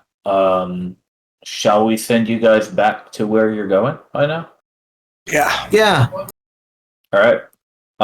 Just do you want to go to Chose or do you want to go to Terre? We wanted to go back to the cave, yeah. All right. Or at least that's what I thought. Yeah, I got. Yeah, that was the plan. Right? And Team B was going to try to get there if they could. That's right. Then let me bring you all back to where you belong. Hold on. Token problem real quick. All right, that's fine now. And oof.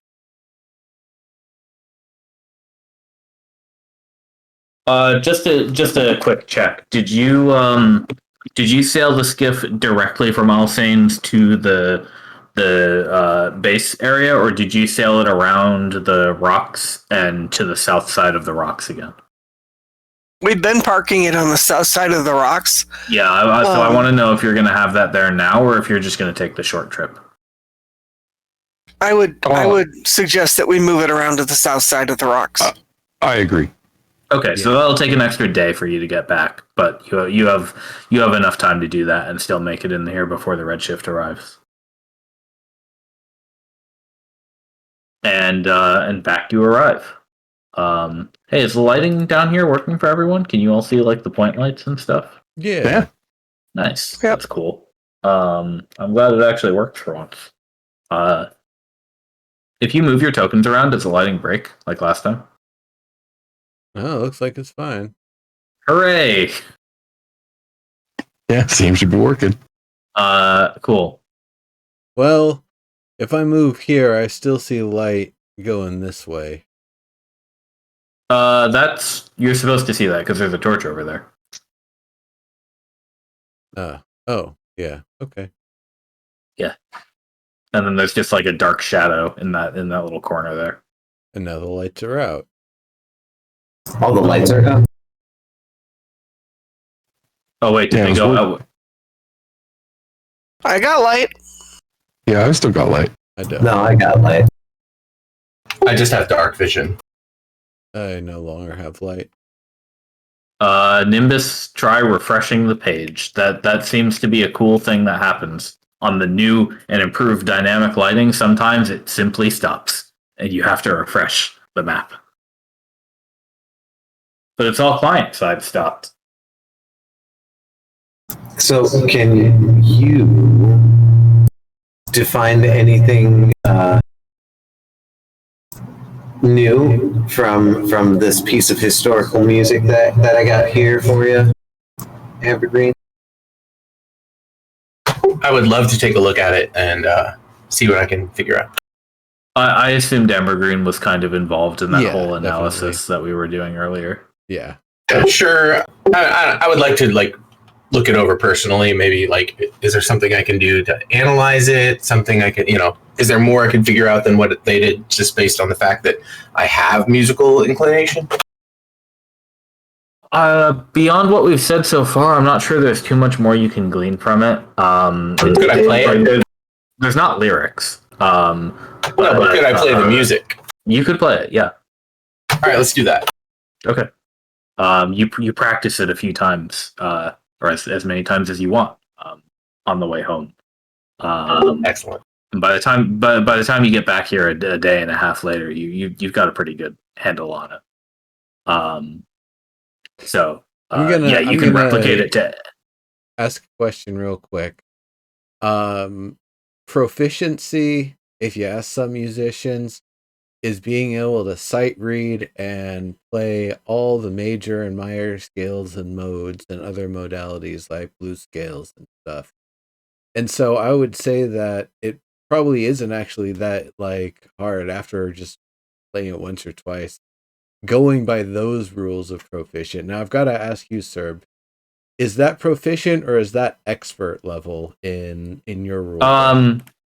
I think that's proficient, but if I'm talking about it's easy enough to replicate, I'm also kind of talking about like you've got it memorized. Gotcha. Okie dokie. Yeah. So sight read it a few times, play around with it a little bit. Eventually, you've got the hang of it. You don't need the sheet music as much anymore, or just use it as a guide, right? Yeah. Reference if you forgot something or whatever. So what I was going to say, Amber Green, is you're pretty confident you could replicate this to anyone who asked if you wanted to. Nice. Yeah, that I would like to practice it until I can just like have it ready in case it comes up again. Like be like, oh, this song you mean? Cool. What was the feeling to the song too? I have to admit, I was grabbing my. He said it was low, like a slow march. Yeah, exactly, slow march. Yeah, sort of dolorous then. What? No, not like a funeral march though. More just like a stately sort of march. Oh, okay. Yeah, not mournful, but not bombastic. To Alita. That's the second half of the time. Yeah. It could be something like March to Alita, what are military songs called? I meant to ask, how long was the smudge section? Was it like a short word, or was it like 2 long words? There was enough of the paper missing from like that corner that it's hard to say. We have a C scrolls issue here. Yeah. Okay, well, if it was that famous, I'm sure some elf family somewhere has it in an archive. So far, only copy. So far, I'll call it "Song to Alita" because I am very much inspired. All right. Who wants to take on the wonderful task of calling up home base? I will. I assume that you're going to do this. Probably going to be there for it. Yeah. I always love checking in with my paramour. Tumbling avalanche. Got goats down here. The whole party. Did Team B show up? No, they're not here. Okay. I'd pull them in too. Okay. So you. Well, I guess whoever wants to recite the proper information.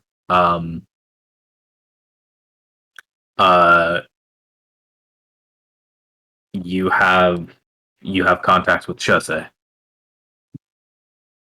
Recite the proper information, like the correct weep grana weep ninny bon. The stuff that happened.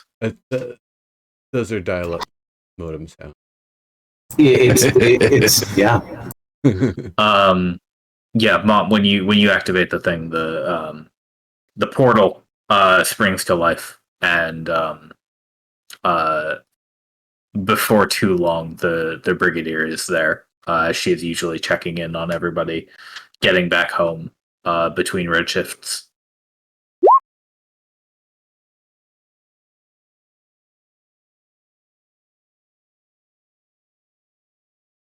Before this all happens, as you're actually coming into the cavern, Albus Taver, can you please make me a quick Constitution saving throw? Oh no, your hand. Oh no, your hand. All right. So would my aura help him? He rolled too low.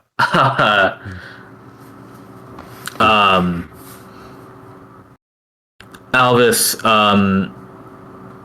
you either didn't feel it as bad, or you may have been trying to just kind of keep your head above the water the whole ride home. But as you are walking into the cave, you can bear it no longer. And you collapse on Keen's back in a feverish daze. Oh no.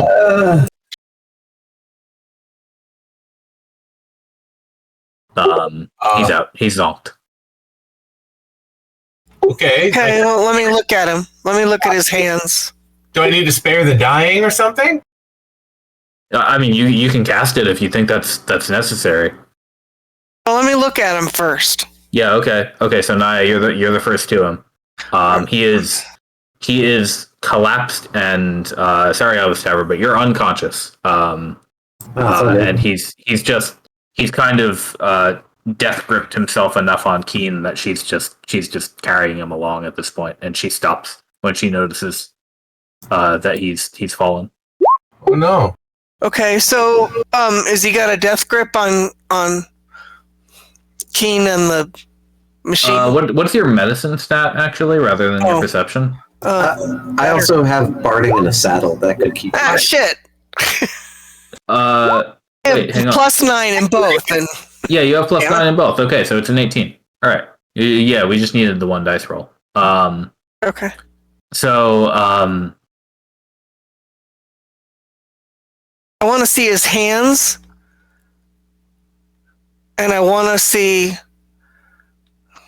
the rest of him. No offense. Yeah. I know you're like out like a light, but I want to like feel him. Like You hurry over as soon as you notice that he's down, and you get in there and investigate. Okay. It's all good. Gnomes don't got any junk. I'm not going checking there. Smooth as a Kindle. I suppose a deep gnome can't really be pallid exactly. Like, what would be the equivalent for purple skin being pallid? I guess. Violet, pale violet.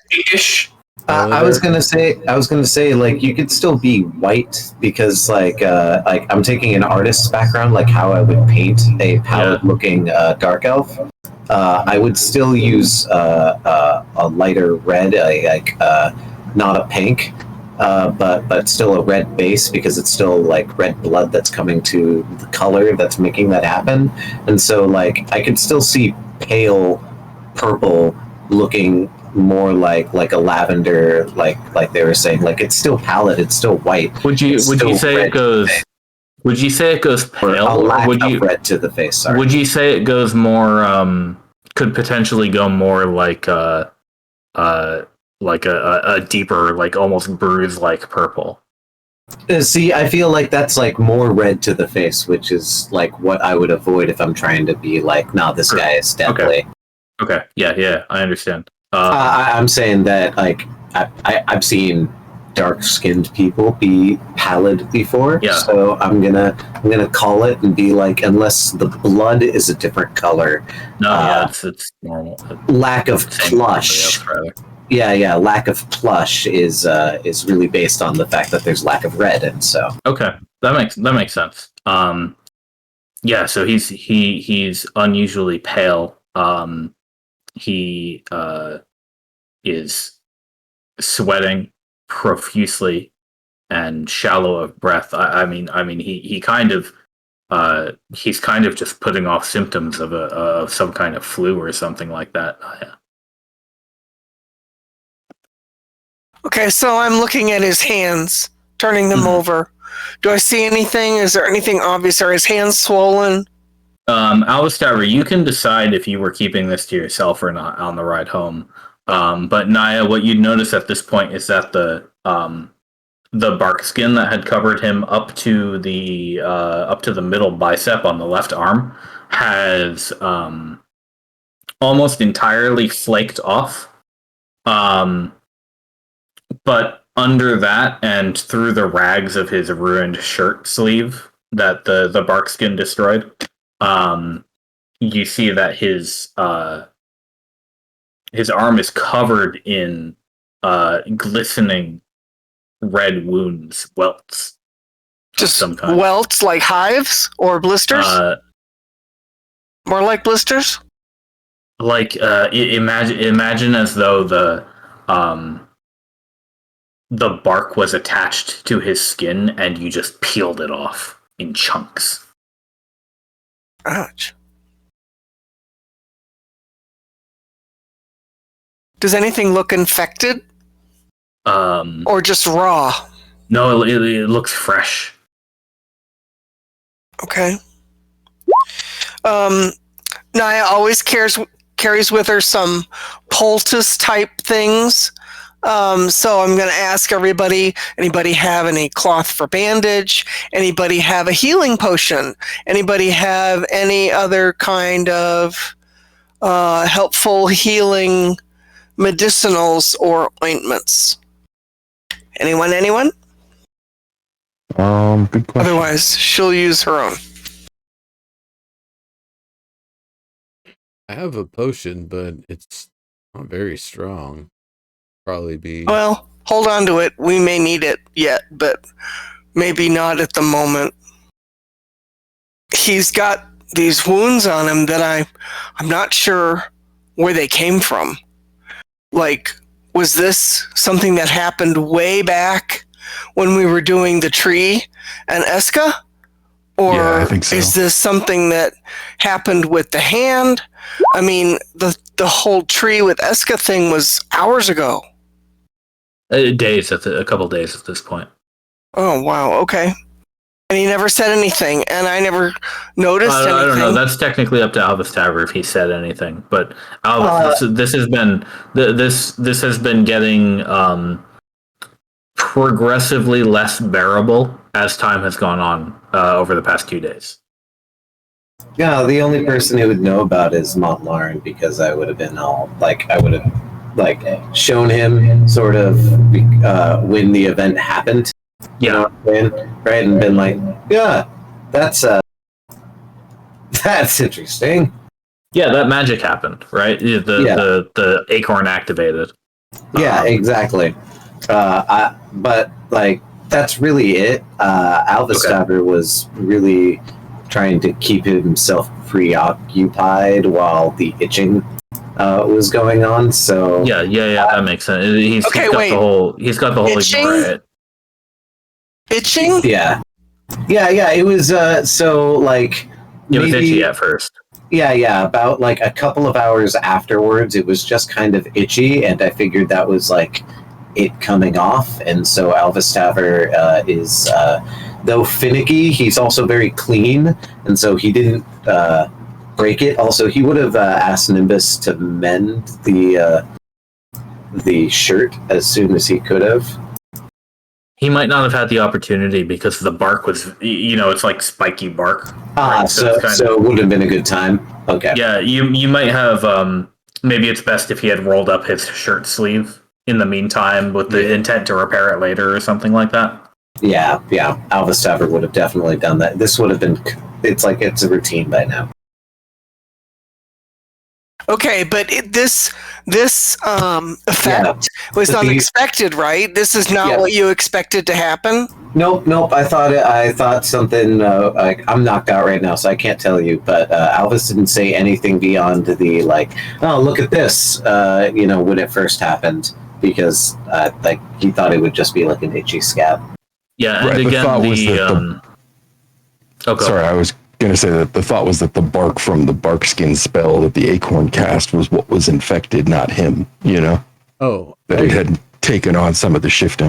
I had figured that the bark skin and the effects of everything kind of made it permanent, and that he had his own arm like the Brigadier. That would have been neat. In its own odd way. Yeah, I thought that was what was going on. Yeah, I wasn't privy to the conversation, so I'm not sure that I knew what to expect as a result, but I I thought that basically the acorn would protect him. But from what and do what, I didn't know. Well, yeah, it happened when we transferred the shifting from Eska to the tree. Right. This is a great way that I want to contact my to-be girlfriend. It's like, hi, Brigitte. Oh, pass out right on top of Keen. You're out by the time before you even get downstairs at this point. Oh, okay, all right. So I don't have to worry about that. But yeah, I mean, Nye, are you gonna like pick him up off of Keen and help him to a bed or something? Yeah, I mean, I'm just trying to examine him to see if there's anything else, but he's got a lot of wounds that I didn't even know he had. Yeah. He seems feverish. Right, and that's of concern, but I'm not. Am I seeing anything indicative of actual infection? Like when wounds become infected? Am I seeing that yet? Not at surface level. Okay, so unless anybody else has something they want to add, she's going to start making poultices and move him to some kind of a bed or pallet or something. Okay. Peel him off of Keen. Naya, you're just straight away, he's gonna be fine for the most part. You're able to get him comfortable and do what you can to get him stable. Okay, yeah, she always carries herbs. So certain herbs do certain things. So she's going to apply fever reducers. She's going to apply anti-inflammatories. She'll apply antibiotic kind of things. She almost always carries around a little thing of honey to help with that. But he's got a lot of wounds, a lot of surface level. Even as a gnome, it's still a lot. Yeah, it is. But after doing all of that, Naya, he seems relatively comfortable and okay. Okay. And at this point, you think you just wait for him to wake up. Yeah. All right. So has Mont or somebody been talking to the Brigadier? Depends. Yeah, that you could have spent like a half hour to 45 minutes doing all of that. So did everybody else want to get on the line before then? Sure. All right.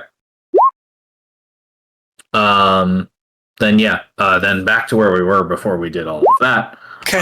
Sorry you're out, Elvis Taver. Mont, you open the signal and you find the Brigadier where you expect her. All right. Well, I'll gather everybody around and I will tell the Brigadier that we have a few things to report. First and foremost, we have intel that there may be an army building up at, he said it was Vrabast, right? Yes. So we should expect an invasion of Jose from the north if we don't do anything about that. Intel? From where? How? Well, that one came from Vashta, and I'll relate the whole story at that point. Really?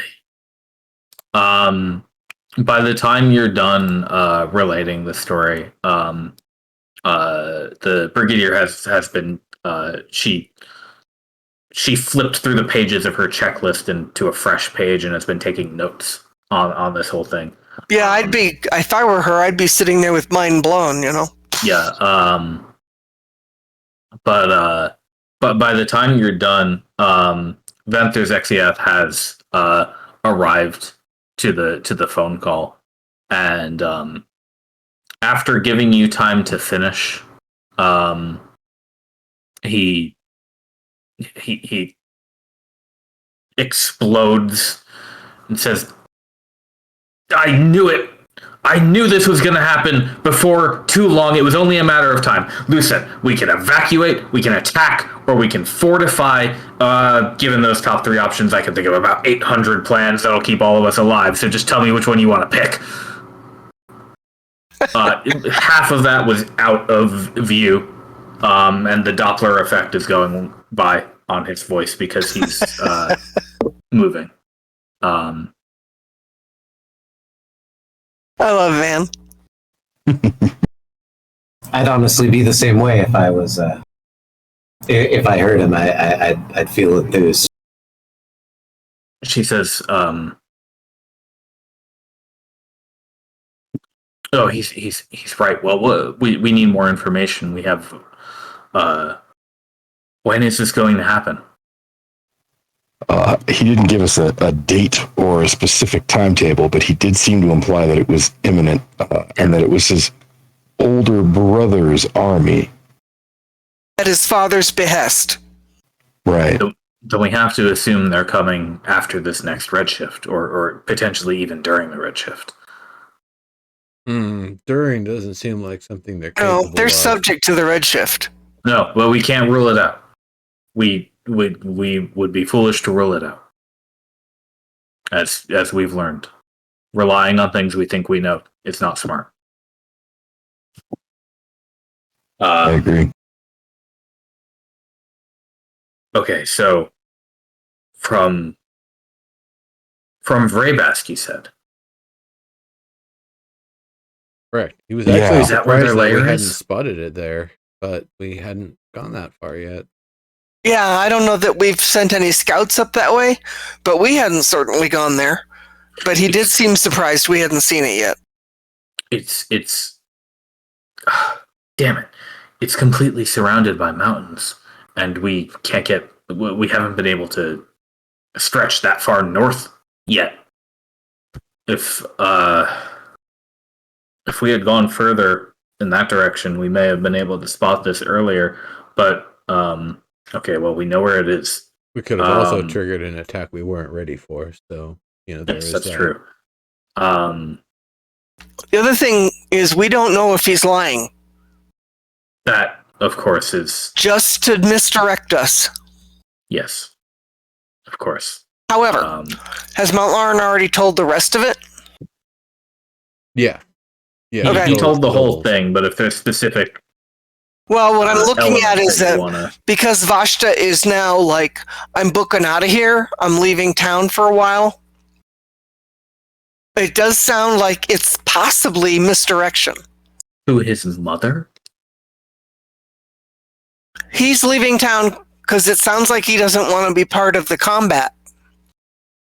He's giving us this information and booking it. So that either means he's a friend, potential ally, he's lying, misdirecting, or something else we haven't thought of yet.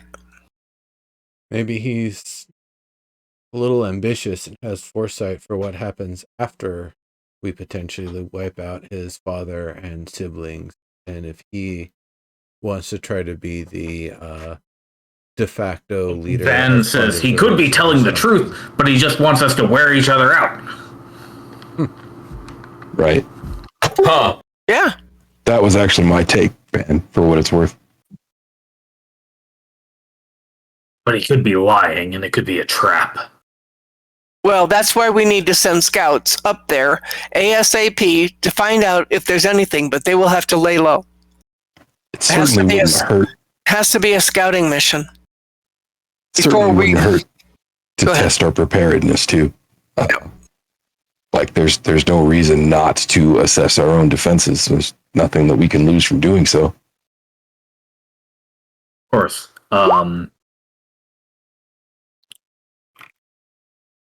She says, and he said it was Jose. Yeah.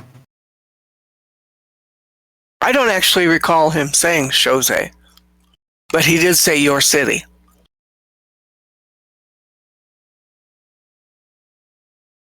So if it's not Jose, then we don't know which one. Well, he did say Vraybass, so if he's going from there to Fort Maricus or Orvis, I would be very surprised. Well, we'll have to keep everywhere on high alert. Yep. But Could if he said attack a all city, locations at the same time. We don't necessarily know where they're at everywhere. We have eyes on our supply lines, some of the areas around, but there's still vast areas where we haven't set up. We don't. We do, and if our hope is true that we've hamstringed their territory on the western side of the mountains, then obviously it should be much harder for them to travel long distances closer to the Empire's border.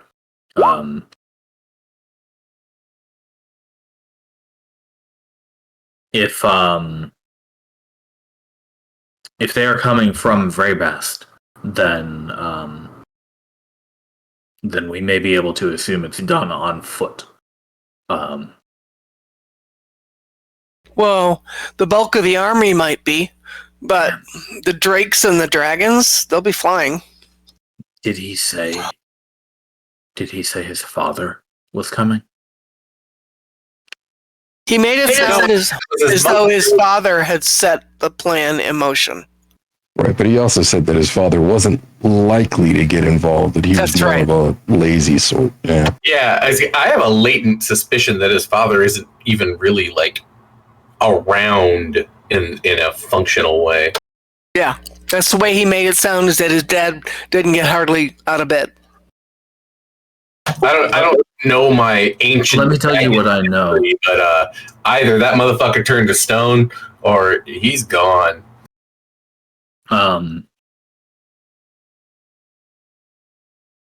Dragons who attack cities head on tend not to last very long. Okay. A dragon staging a siege on a well-defended city is possibly the worst strategy a dragon can employ based on the abilities and powers that they have. So, knowing that they plan to do that to us, it would be my hope that a dragon would send a force to weaken first before arriving himself. That is only a hope, though.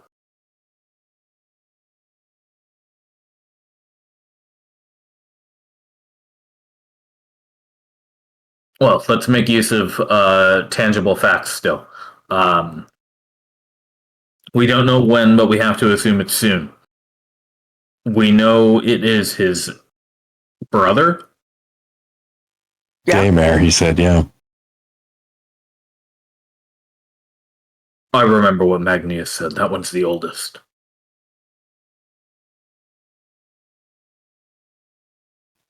Didn't he also said that his army was mostly constructs? That might be useful information.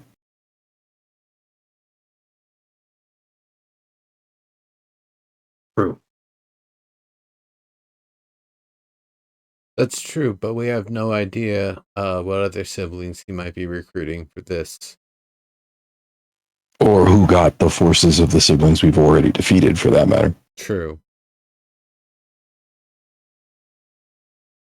We know that they have used or led elemental creatures before, and that was the majority. So those in constructs we should worry about most.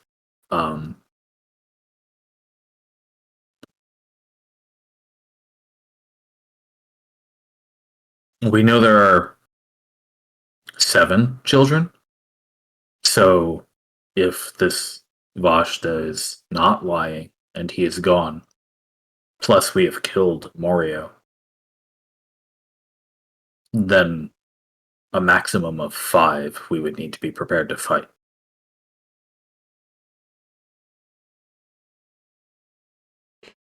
And at this point, I have no idea what to expect of the others.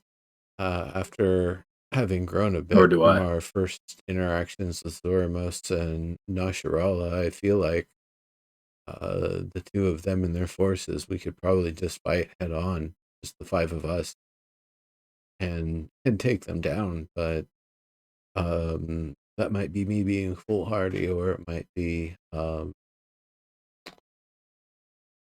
Yeah, that might be a little arrogant, considering we've already bested them once.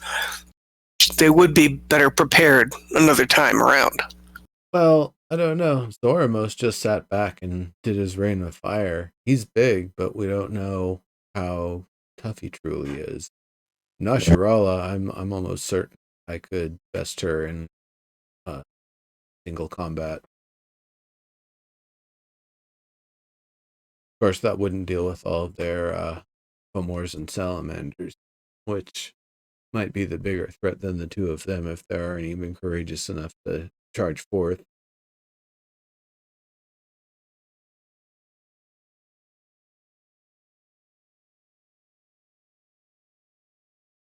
This might be time to start considering pulling in large amounts of reinforcement, though. It would mean bumping up our supply line. Might mean advertising for troops. Yes, that's true. Let me see. Well, Vantis Exiath, I think, has the right of it. We do have a few choices here.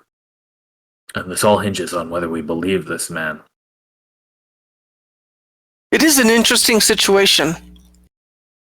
I think looking far ahead to the battle at the tower that someday will happen, Bashta could be an incredible ally to have. You really think so? I do.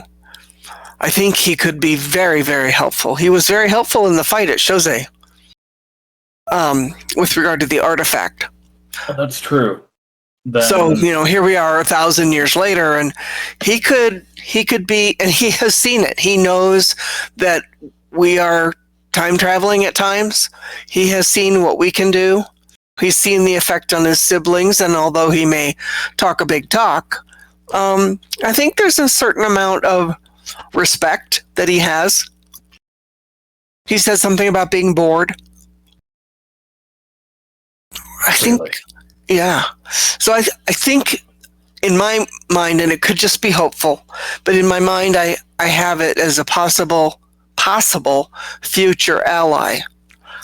The fact that if he actually leaves and he goes away to avoid participating in conflict and combat, means coward. Also possibly means, hey, I didn't do it. So that later he could come back around and we could still be friendly. He gave us a lot of information before he left. If it's true. She suddenly stands up and she says, I need to evacuate the children. Yep. I'm going to do that immediately so that they can be I think if I send them to the Collector's Manor now, they should be able to make it there. Okay. I'm going to need to talk to grandmother if she's around. Alvastaver is hurt and unconscious. I'm going to need some help. He's resting easier than he was, but I need to talk to grandmother about the acorn that she gave him. Tassel's hurt. You said he's all right, though? He is, I think, stable. But he has wounds up and down his arms from apparently the effect of the acorn that she gave him as protection. All right. So I need to talk to grandmother at some point if we are done with this, and then we need to figure out if we're coming back to Shosei or before the Redshift, or if we're hunkering down here. Well, Van, please take the rest of their report. I'll catch up with you a bit later. Okay. I want to get these children on their way as fast as I can. Yep. So Van brings his full attention, full focus of his big eye upon you. And sorry, I shouldn't laugh. He says, well, all right, let's see, let's discuss it from the top then. So we've got a dragon army coming, and maybe with a proper dragon too. Now, let me tell you this. I think I could probably take a dragon one-on-one, but probably not a whole army, and to be completely honest, I'd leave it up to a coin flip on that fight. Okay. So we're not going to be able to slack off during this fight. If a fight is really coming. I knew it would come to this before too long, sooner rather than later. I think the main thing is that defenses need to be on the ground, but also in the air, because I think we should expect some flying troops, although perhaps not a lot. Yes, of course. They have used flyers before. Morio's minions could fly. Right. Now, if we wish to hold at Chose, then we'll have to shore up our defenses. We'll also have to evacuate all non-combatants from the city. That should be done immediately, I think.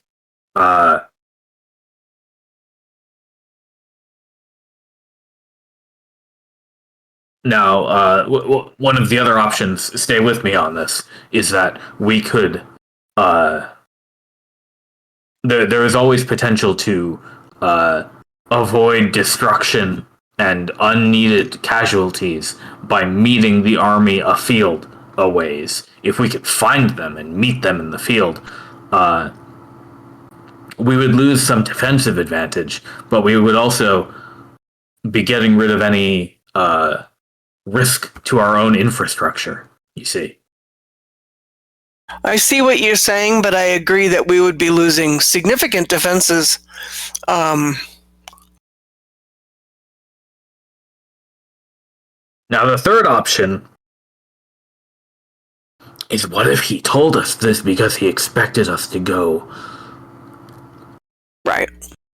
there ourselves?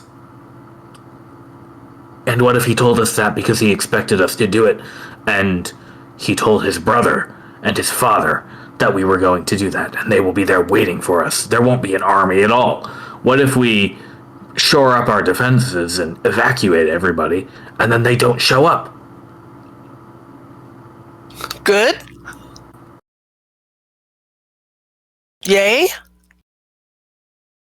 Good, perhaps, but then would we be lulled into a false sense of security only for them to attack a week later? Well, we need to be prepared for an attack because we expected it someday anyway. So someday is here. So we need to prepare. And we should prepare. That's reasonable. But if they don't show up in the next 2 weeks or 4, yay. But they may show up on the 5th week. We just need to be prepared. And in the meantime, we move all the non-combatants out of town, but move them close where it's relatively safe. You're right. That is the most important. I need to digest this information, and Lucent told me to take the rest of your report. So, what else happened? What happened to Alvastaver? Well, I'm not completely sure, but when we met with grandmother, she gave him an acorn, and it was going to protect him. How it would protect? I don't know. What it was supposed to do? I don't know.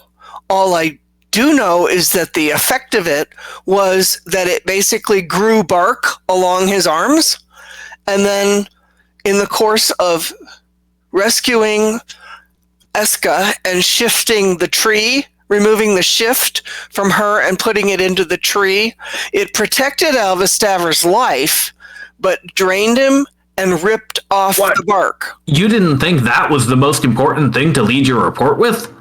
Can you run that back to me one more time? Mount Lauren already told you this. That's the best. Yeah, in relating the story, I absolutely would have explained what happened. Van is great. Sir, I love how you do Van. But yeah, we shunted the redshift from the naiad into the tree using the wand that grandmother gave us.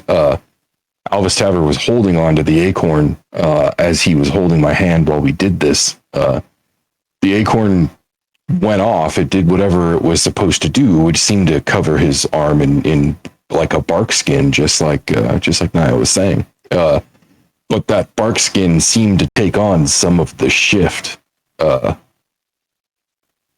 And afterwards, apparently left his arm, covered in welts and ulcers.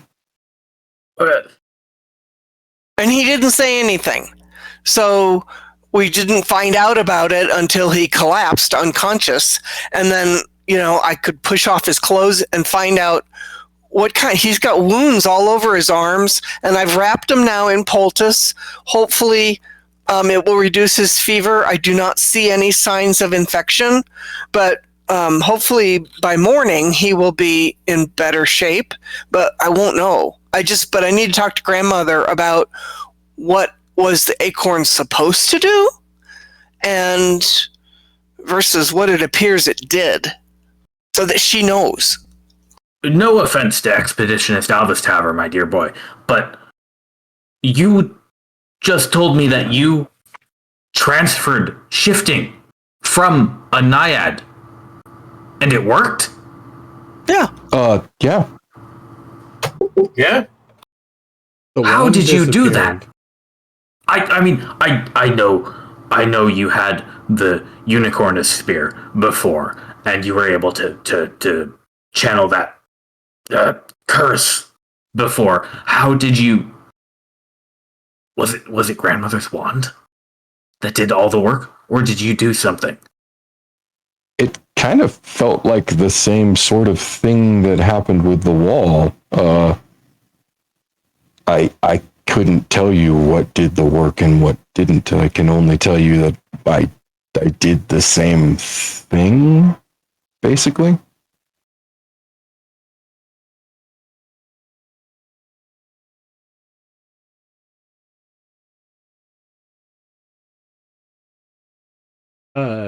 To give a little more context, Montlarin was holding the wand that was touching the tree, and in his other hand was being held Elvis's left hand. You did the same thing that grandmother does. Yeah, exactly. And that was the point. Channeled into the area that was, being protected by the acorn. It wasn't enough to stop all of it, but it definitely seemed like it helped. You're quite mad, you know that, right? Well, we didn't create another Redshift, so there's that.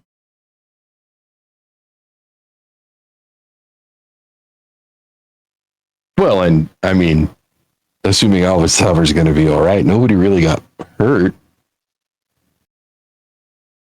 Yeah, then he won't be the only one. Is he going to be all right? It sounds like he was affected by this. Yeah, but what we don't know is if he was affected by the shift or if he was affected by the acorn. It kind of looks like it was the acorn. That's why I need to talk to grandmother and find out what was the magic supposed to do, so we can figure out what might have happened. Right, that's a good idea. You should do that after we're done here. But keep in mind that we know very well that shifting will affect magic. Even if it wasn't supposed to do that, it being involved in the shifting at all could have caused it to go haywire. It could. That's what we don't know. So anyway, whatever it is that we find out from grandmother, then we'll let the brigadier or you or everyone know so that we can take that into account for future reference. Meantime, my concern is making sure that Alvis improves, makes it through the night, improves. When he collapsed when we got back to base here, and nobody had really any idea. So I'm having to work from kind of nothing to try to figure out what might have happened. Nah, I'll trust you to take care of him. The naiad, and she's fine after this? Yes, she was very tired. Yeah, to be fair, she was unconscious when we left, so we don't actually know if there are lasting repercussions, but she did seem lucid and healed. Yes. Not angry. Then All Saints is safe and free, yes? It appears so. It does seem to have its own risks. I'll explain the fractures that we found at the museum. Okay. But if Vashta was honest about leaving, Yeah, but if Vashta was honest about leaving, then yeah, it should be ready for us to move in and restore. I mean, in fact, we kind of implied to Eska that was going to happen. We already started, actually. Remember? When you tell him that you played with the rifts, which I assume you include the experimentation. Yeah. I mean, yeah, as much as I was a witness, not a participant, but yeah, I will describe what I saw. We would describe all that for sure. And get berated, I'm sure. After all of that, and with a dragon prince living in the same city that you were camping out in, you decided to throw pebbles at these things? More like dumped pebbles. I mean, it's kind of like fishing. I was interested to see what what exactly happened. was your plan if something strange happened? If something deadly happened with those? You know, strange and deadly is something we've been dealing with out here for years. It hasn't killed us yet, most of us. Yes. We're working on making that nobody, but we'll get there when we get there.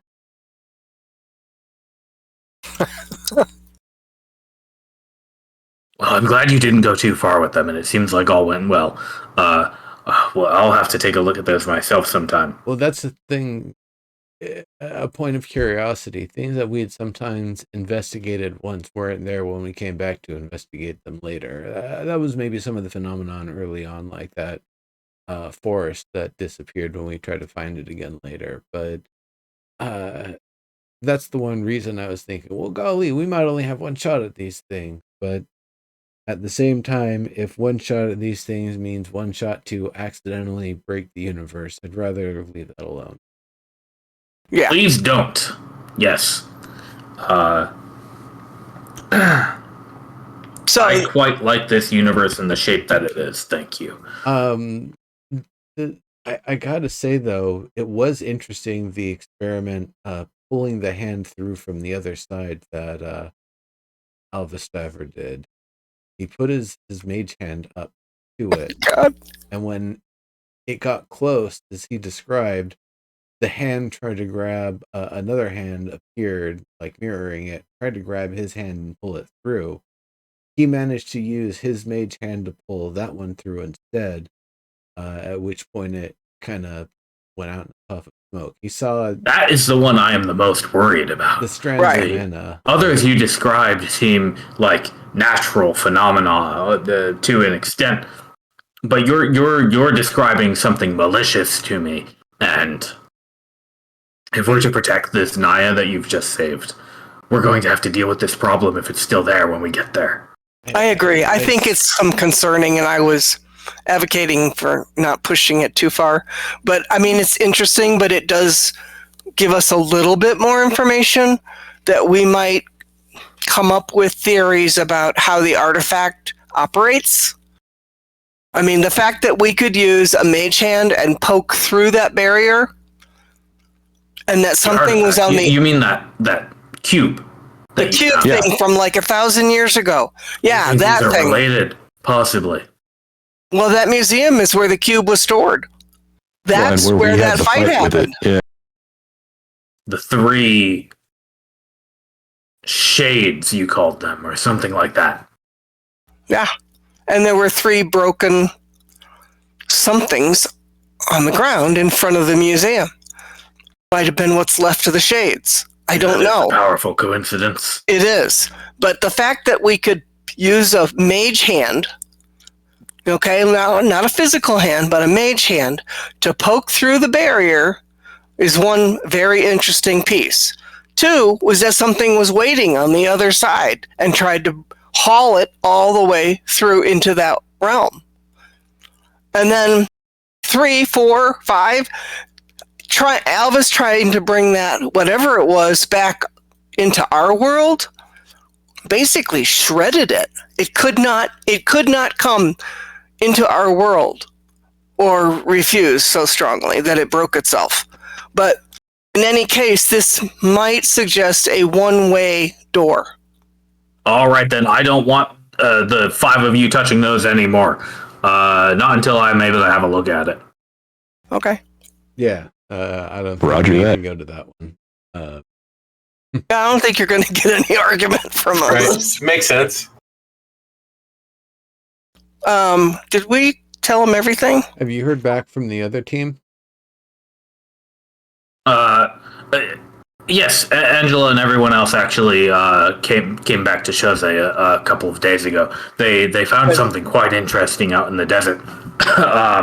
Oh, fantastic. Oh, really? They excuse me.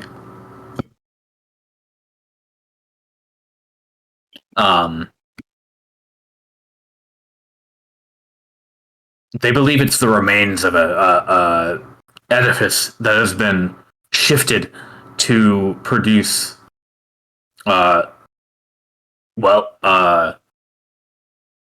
one very large tile. Tile? Yes, like a floor tile. Oh. Okay. Several 100 feet long. What? Huh. That's different. Yeah. From the way they described it, it sounds like we Right. might be able to use it as a shelter if we. Obviously, there will be some fortification required and building, but it may make a fine checkpoint and provide us some shade in there. Is it a magical thing? It doesn't seem to be after it's been shifted. I can't imagine this thing was natural or man-made. Wow. Interesting. Okay. It's good news, though. Yeah. Yes.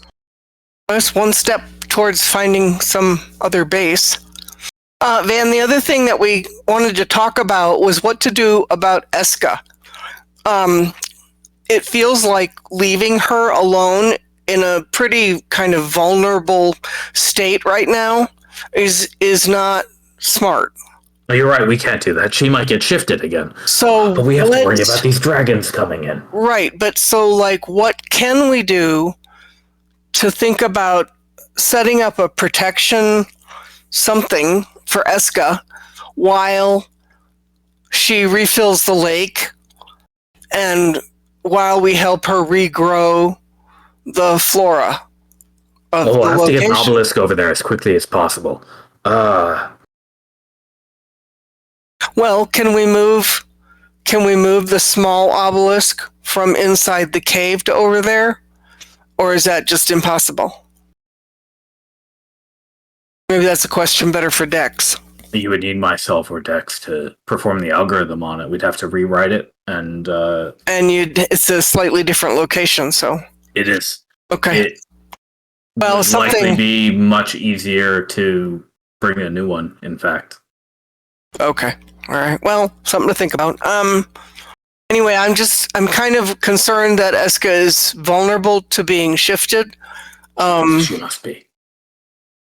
Especially in her current state. It's just would hate to see that happen again. I'm not quite sure what to do either, because she can't leave, and I don't know what we could possibly do to protect her, except for an obelisk. And I don't know that we could. That's all that we can do. I can't ask you to shift more.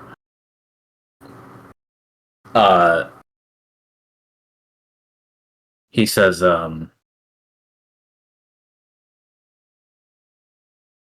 if we're spending all of our time preparing for this dragon attack, Right.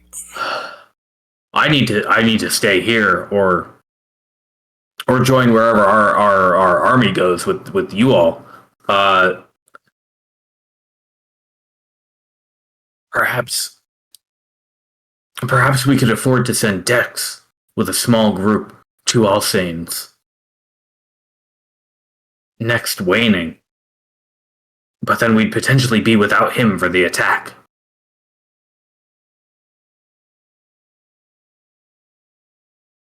Or we wait for this attack that could eventually come.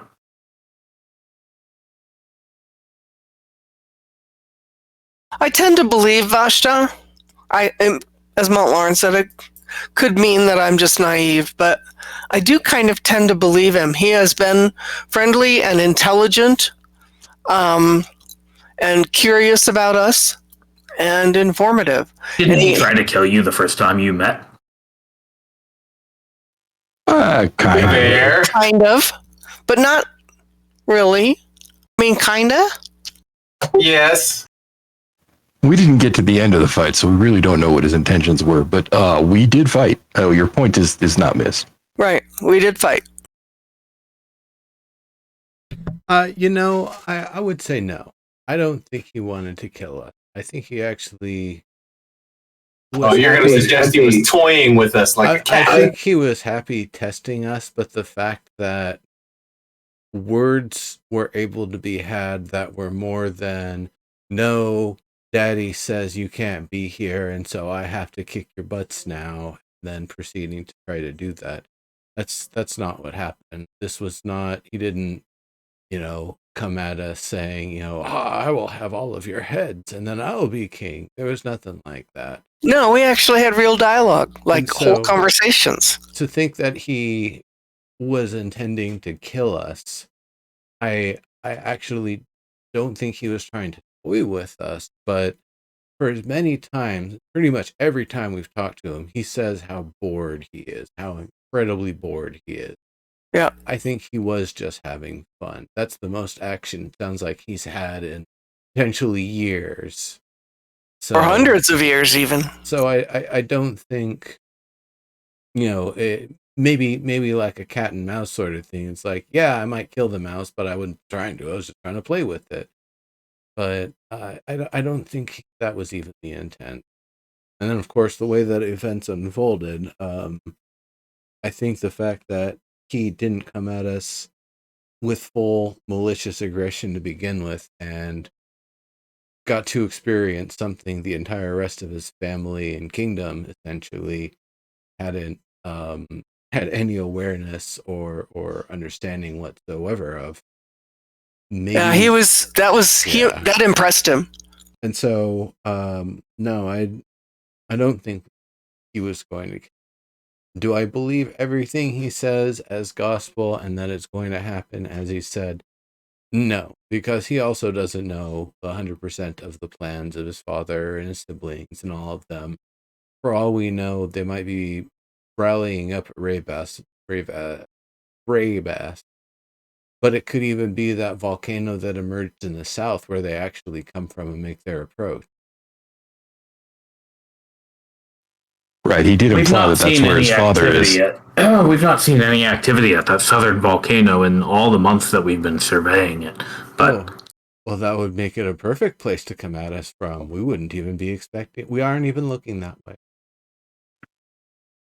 Yes, it's possible that they've been hiding within this entire time.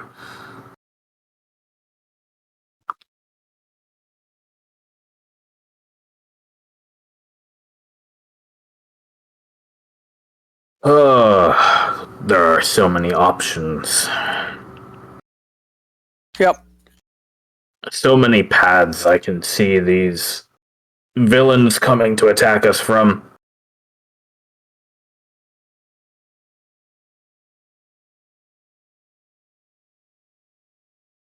We're going to have to decide on one. But what do you say to this? Is your plan to come back home to Chose? I think we'll need you here. Yeah, that was our intention. We were thinking that we might destroy Vashta's teleport circle on the way out, just to ensure he can't come back. He still has one there. Yes. So that was another thing we were going to ask management why haven't you about. done it yet? Because we wanted to ask you, what do you think? Should we use it? Should we leave it for him? Should we destroy it? Yeah, there's some possibilities there. We could use it to get an obelisk there quickly. Yep. That's true. And if Dex does that, then he could even destroy it and then take a quick path back to Various Manor. That's a good plan. That's actually a really good plan. But I don't know if you have the materials for an obelisk or how big that obelisk needs to be in order to protect Eska and any portion of the town. I'll leave that part to us, please. Okay. We'll figure out a solution for her, I'm sure. But yes, for the time being, it can always be moved slightly. That's easier than moving it to another town entirely. Okay. But as long as we protect the Naiad, that's what matters now. All right. Well, then we will head home. Without destroying the teleportation circle. And we will have to leave Eska unguarded for now, because we don't have any other option. Alright, well, you might have to wait until the next waning yourselves, because the Redshift should be upon you fairly soon, shouldn't it? Yeah. Yes. Then Okay, we get can wait. Elvis Taver healed up, and then get here as quick as you can. Okay. If they're coming from Vrabas by my mental math, and if they have an army and you're traveling fast on that skiff of yours, you should still be able to beat them back. Okay. That's assuming they're coming next week. Right. We don't really know. Well, and even if there's an army, I don't know how fast they can actually move. Okay, if we're done here, then I would like to put a call into grandmother if she's around. All right, you all do what you need to do. I'm going to go talk to Lucent and Dex and get everything all organized over here, and I'll start evacuating the city. Okay, thanks, Van. No, thank you for this information. We needed this. He leaves. Oh, I never got a chance to perform the piece of music we found. Oh, no. You'll have to do it when you actually get there. Okay. Play their entrance music. Exactly. I was going to say, we will have to feature this shit. All right, grandmother's turn.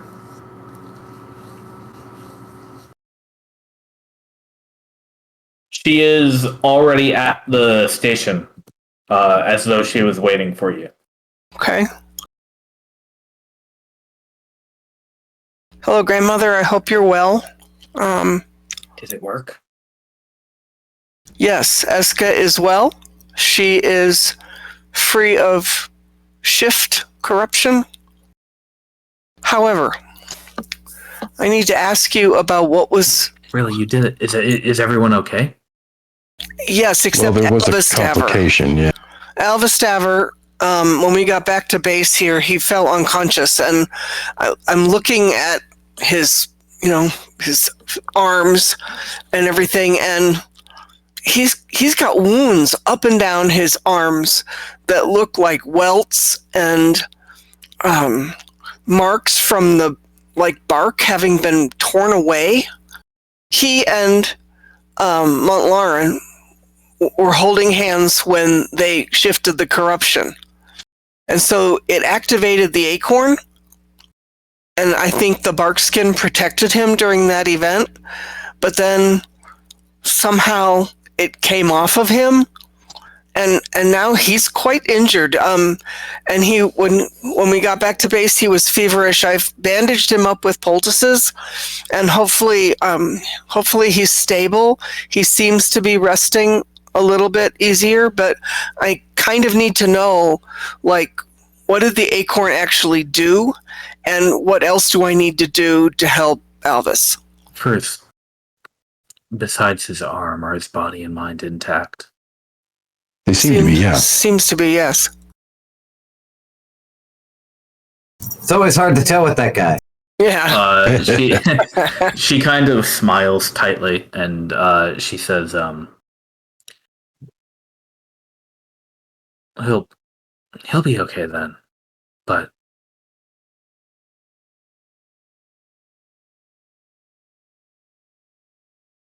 I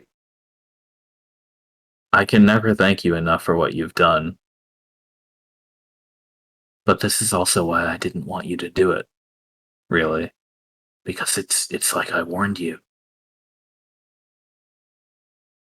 You took my guidance that I gave to you, that you convinced me to give to you. And you stole my friend's shifting. It didn't. It doesn't just. It couldn't simply just go through my wand to the tree that you wanted to put it in. It had to go through you too.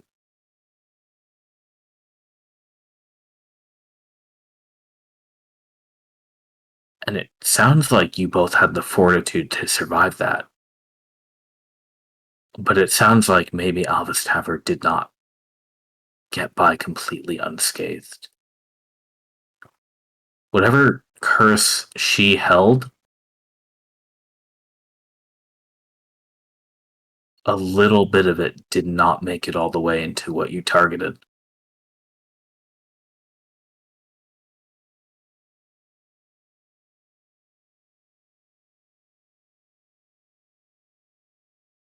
You can take all of it or you can take some of it. You can move it, but you can't destroy any of it. And if you don't move all of it into one place, it's going to spread out.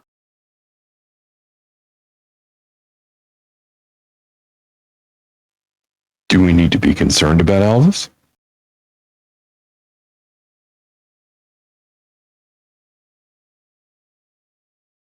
If you say he's stable and his mind is intact, then he can't have been that deeply afflicted by it. But hearing what you describe, it sounds like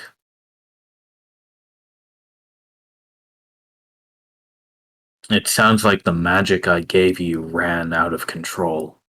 And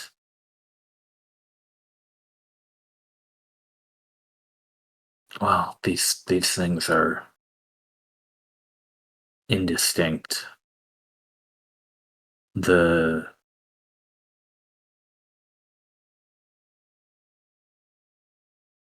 shifting that belongs to Eska, part of it is going to stay in him now.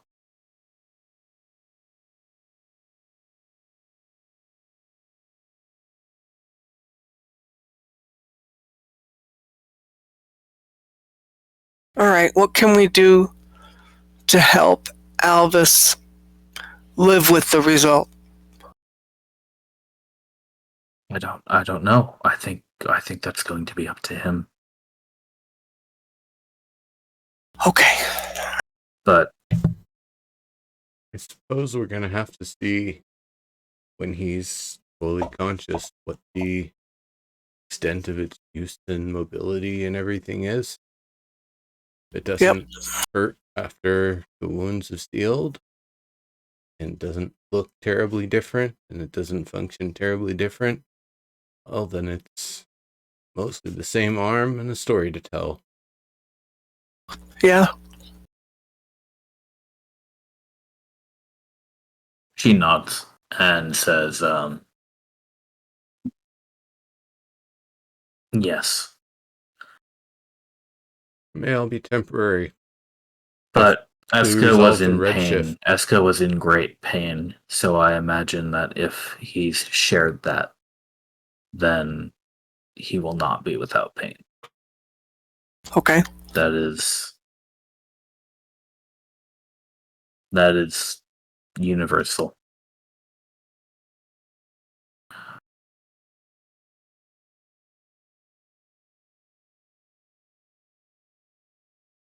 I'm sorry the acorn wasn't able to fully protect you, but I hope it may have at least mitigated some of the worst of it.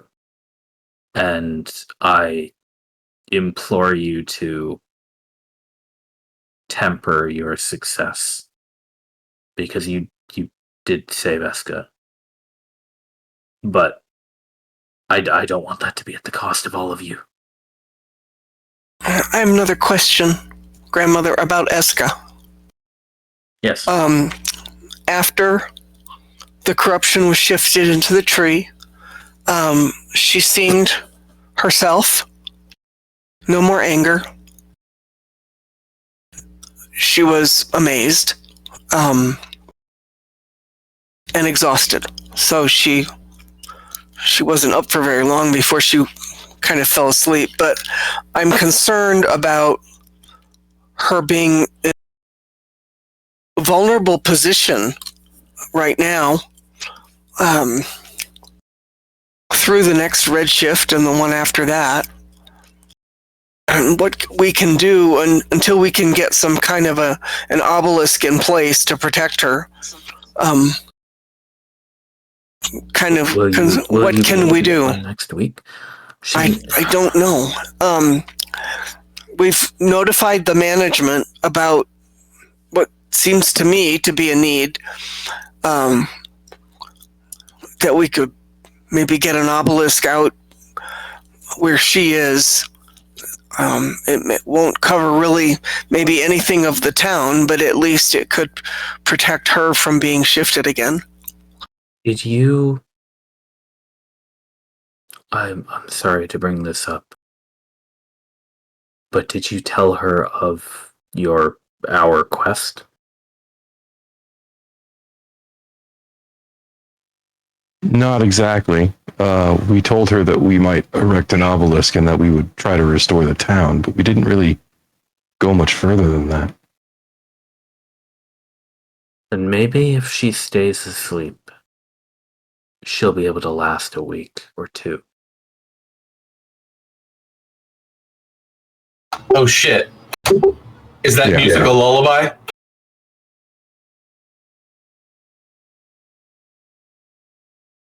It's a slow march.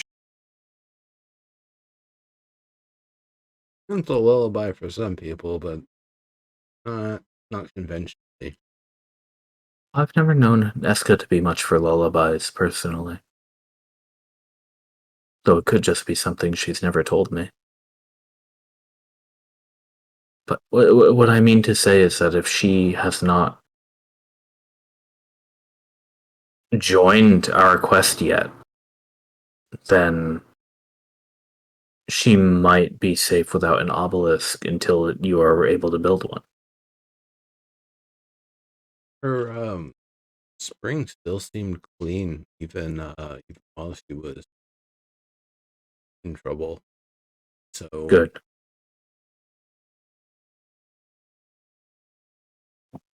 I will say this, when you do get her an obelisk, I've known that Eska is a much more powerful woman than I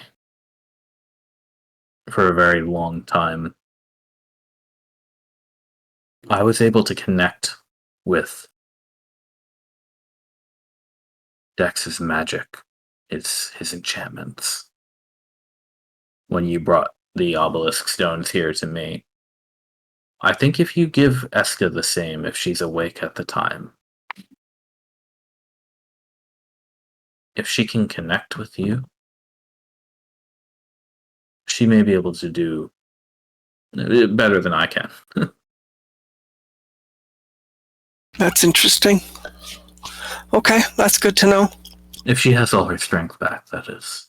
But it sounds like you've granted it to her. Well, we'll have to see. I mean, she was exhausted, spent, utterly spent. And while she might be back, the great tree that was planted for her as a gift ages ago is no longer. Yeah, it's gone.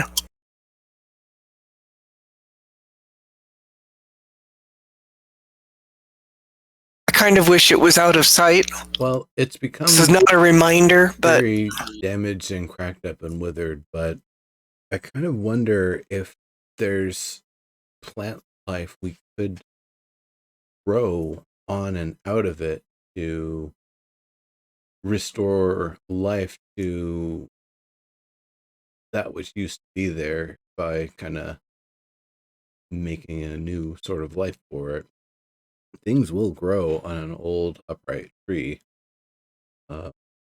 Things will live in it, on it. Well, we already started that process, Montlarn and I. Yeah, putting a little dirt in the seed. And so I wonder, are there seeds or plants or anything you can think of that would be appropriate for something like this that would do really well in this situation? Well, Good question. I am not a desert dryad, and I understand that Eska's home is currently a desert. The kinds of plants you must grow out there to flourish, I think, would need to belong to that environment, at least for now. Well, it might be somewhat of a desert, but the lake itself appears to be restored, and I think it'll, because of the heat, end up being kind of a humid area. I don't think it's going to have the sort of True, environment that the then rest of the weeds, desert will. lilies, palms, perhaps, might be what you would look for. Oh, that's a good idea. I Okay. was thinking about those. Maybe if there's like a sturdy shelf fungus of sort. Shelf fungus. The really hard ones that look like big plates and discs. They're very rigid. They hold their form pretty well. I wonder if having those grow would I think add. those require a pretty humid environment, so they would almost have to be at the water's edge. Yeah. Well, as the humidity restores to the area, they'd be able to start growing further and further up. Right. They'd be able to grow big enough to create homes for birds and other sorts of things. I think that's a sound idea. Well, it gives us a plan. That's great. Thank you for that. I guess the question would be, is there one such fungus that you would be able to provide to us? We'd be able to have a messenger go over and pick it up. I'm afraid to admit that uh though the children around here do cultivate mushrooms for their own uses, I have no power over fungus. In fact, they are a little bit different than true plants, you see.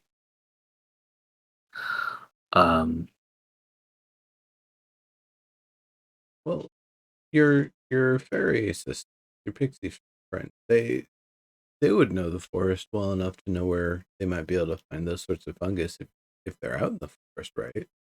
Yes, if they exist in the forest, then the children should be able to find some.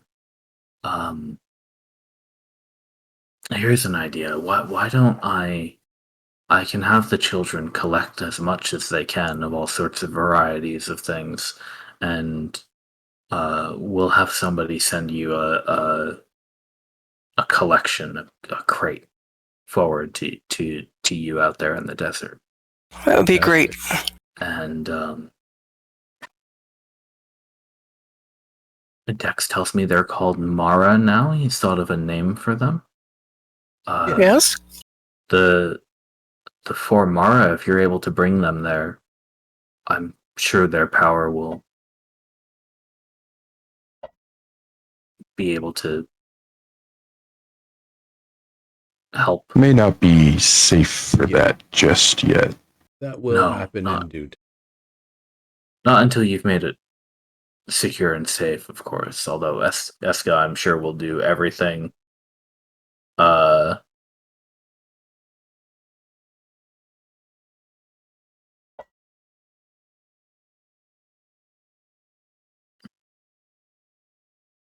Once, the children are being evacuated. yes, for right now, that's we're He all whispers in his non-combat sleep. folks are going to have to be evacuated. Why has something happened? We are No. not No.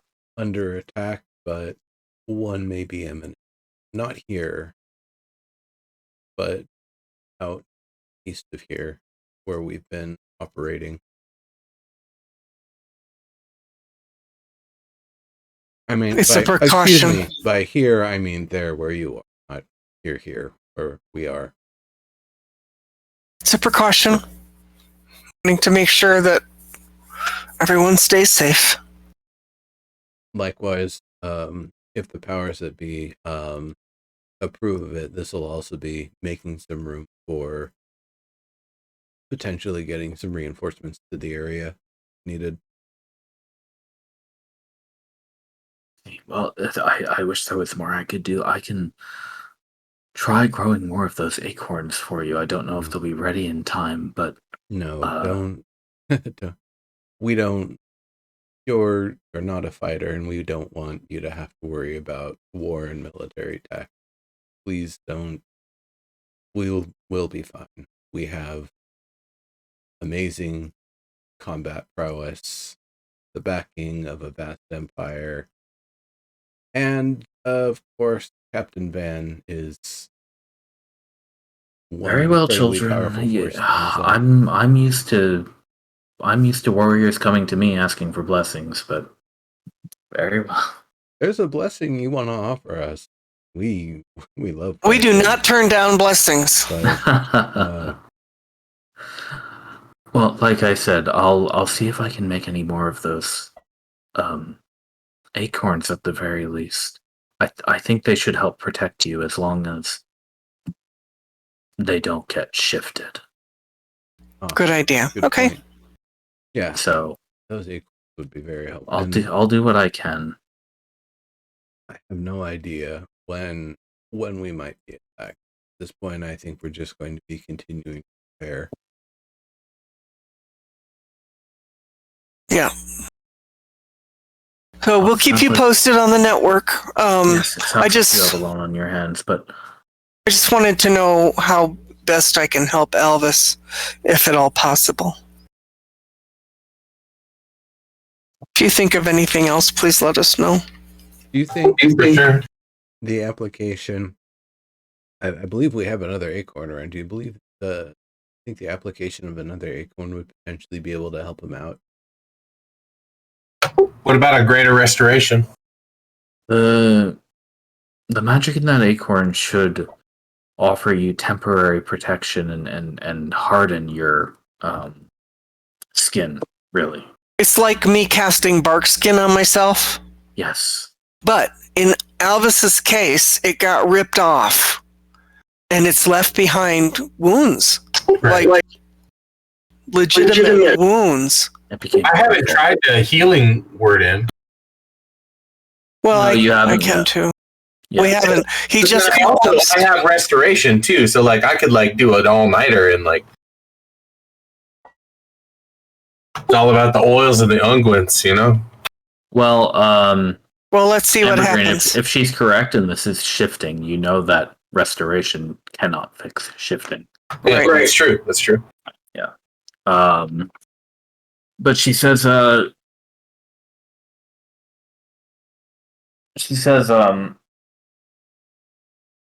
yes, well, as long as you are caring for him, Naya, I trust that he'll be okay. And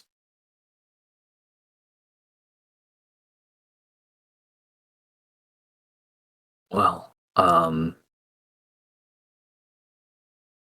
I suppose we'll always owe him a debt of gratitude for taking that onto himself. Yep. I don't think he quite knew what he was in for, but yep. Should I find a way to cure my own thorns, you will be the first to know, so that you can do it too. Okay. Thank you, grandmother.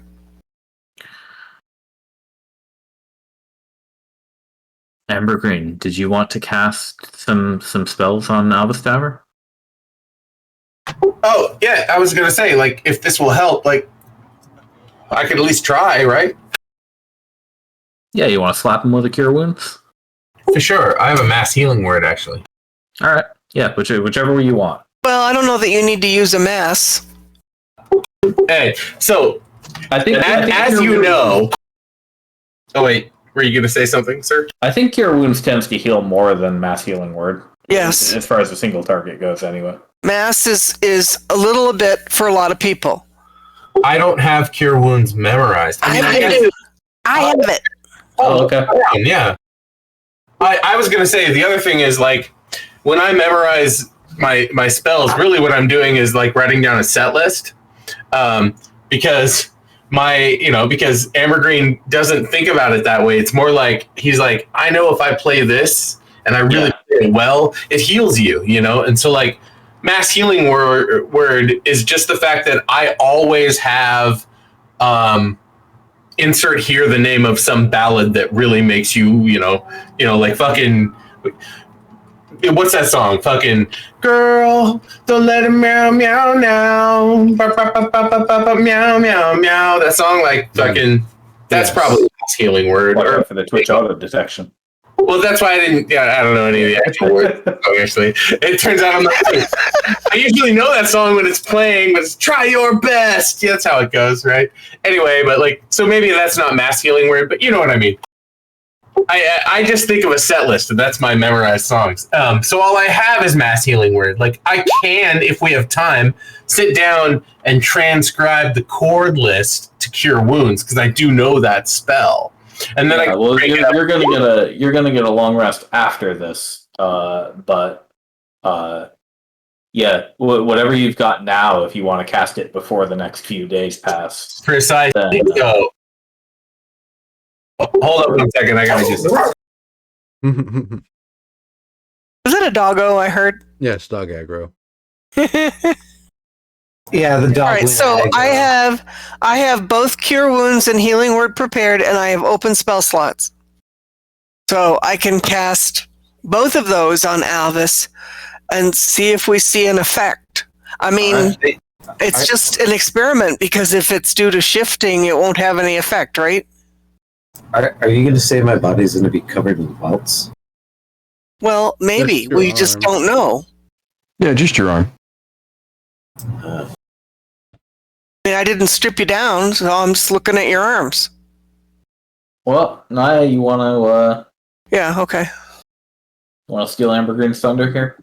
Sorry. Okay. All right. One of you decide to do it. Go ahead. Heal me! Or both. You could all three of you do it. Shit. Yeah, but I'm gonna do fucking hold up. I gotta find the clickety. Okay, that was a level 3 cure wounds. Nice. Dun dun. Oh, that's a lot. That's more than I expected. That's for Yeah, everybody. it's way more than usual. Oh, because it's casted as 5. Oh yeah. I cranked. I only had one 5th level slot, and I knew I was gonna get my long As rest. well. All right, Albus. This is not the most healing song in the world. You suddenly wake I thought that was funny. to the. Oh, I got the reference. Albus, you suddenly wake to the familiar at this point in your life feeling of divine energy refilling your stamina. Raised again.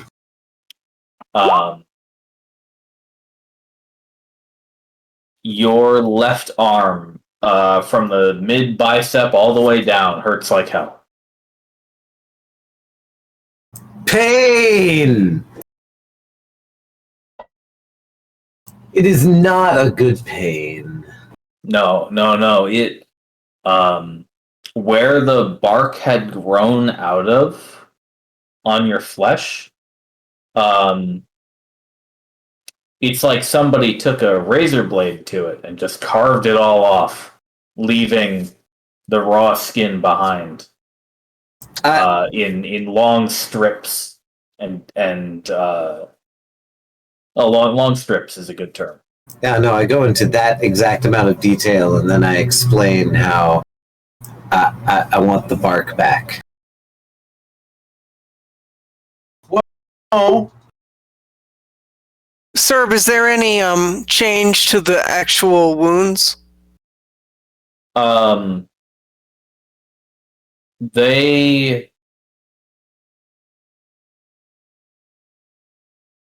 are they seem raw, fresh, and just that slightly damp that you get on a very fresh, shallow wound. Wow, okay. So really, that cure wounds didn't do shit. Not for his arm, although Albus, you don't really feel too feverish anymore. it fixed everything but the shifting, right? You passed out for maybe a half hour. Does it after look having kind of like having a really lousy trip? Does it look kind of like a second-degree steam burn? This will dry out. It's okay. Has the water been cleaned? Is there still oil in it? This clean water down here. Yeah. I plunged my arm in the water, even though that's wet in it. Yeah. Give it a nice cool feeling. It is cool. Like the heat, the heat of the pain is definitely like shocked by the cool. It doesn't really do much. It soothes it a little bit, but the feeling like sand is being rubbed into your wounds is still present. See, that's the next thing that I want is. So, Albus, I want some dry shit.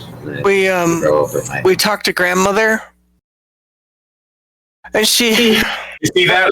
I just cast a remove curse. This is not a curse. This is the Redshift. Not a curse. I know. I just tried. Yeah, you Grandmother. tried. That is correct. Grandmother said that any injuries that you have that are a result of the Redshift, we're not going to be able to fix. Can I polymorph it in some way? No? I haven't asked, like, if Albus wants to participate in that experiment. Well, he'll just polymorph back into Albus after however long. Yeah. What if we could figure out an enchantment that we could like make into a bracer that you could strap to your arm that was a polymorph enchantment? It would be actually the idea that maybe I would want is like maybe grandmother could grow some bark back onto my skin and Right. perhaps like graft it there so it's just permanently there. Just a bark skin happening all the time. Well, that would be essentially the same thing. Bark skin happening all the time, right? It's not the bark skin that I'm essentially worried about. It's just keeping all this stuff under wraps. Want to have a conversation with the brigadier? I can't Since you guys suddenly have something in common. Right. Indeed. I can't try my greater restoration until I have a long rest, but I don't think that's going to work. No, I mean, I can try a healing word and I can do a lesser restoration, but again, it'll be fine. You guys are worrying too much. You know very well that if he's truly afflicted by shifting, we can't do magic shit that you know, other than you suppose putting his shifting into somebody else would be able to fix it. And even grandmother suggested that wasn't going to be possible because he was the recipient. She didn't say that. You guys, I'm appreciative of being the center of attention, truly, but this is bumming me out, and that's honestly not all that important. There's an army coming. There's a lot of metal over there, and I think that we could probably use it for some good stuff.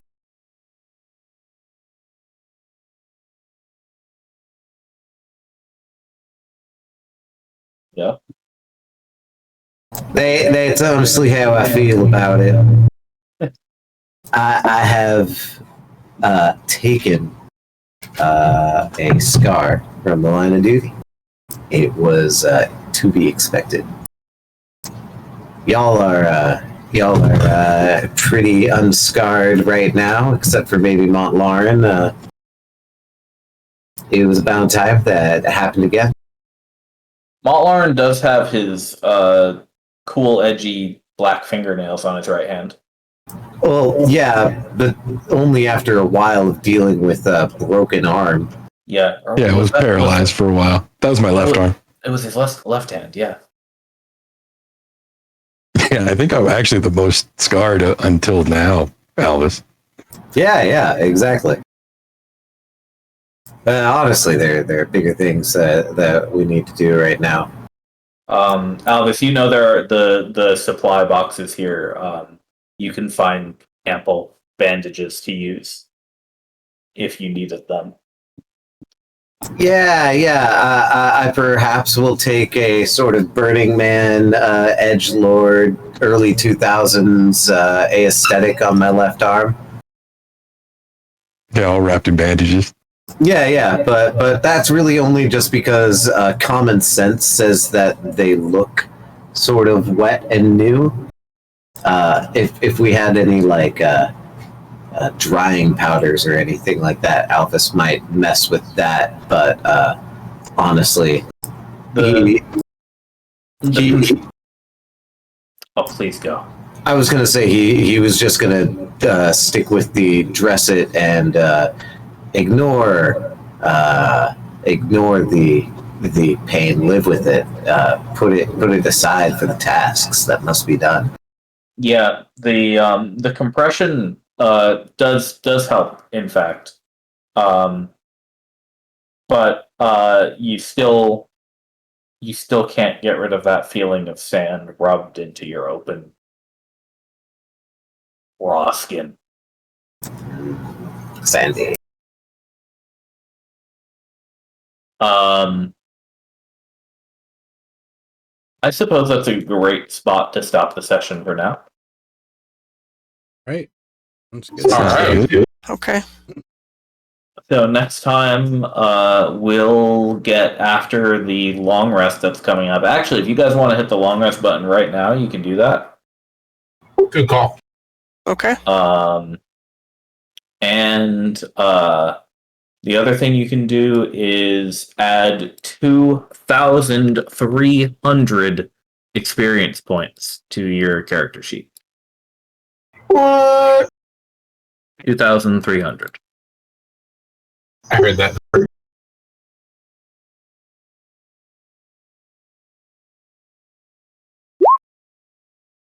Close to ding.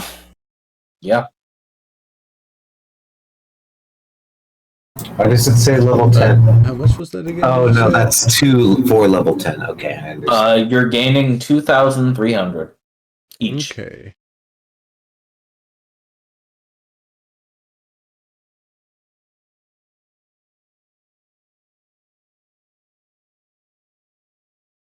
Now, Albus Tower, this wound, the shifting, is not going to affect your combat prowess. And Albus is right-handed anyway, right? He's ambidextrous. Okay. He has a dexterity of 20. Ambidextrous. I feel like I can say that. So you won't receive any penalties for this, but you will be in pain. Oh yeah, no, I'm already putting it down in the flaws and part of the ideals and character traits and shit like that. What exactly do they look like? Will they ever dry out? Are they like swirly scars or? Your Albus Tower will, from here on out, be afflicted up and down his left arm. Long, thin,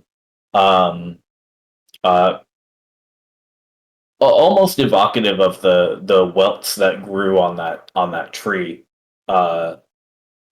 Just raw red skin that always seems to just be a just fresh wound. They don't bleed significantly.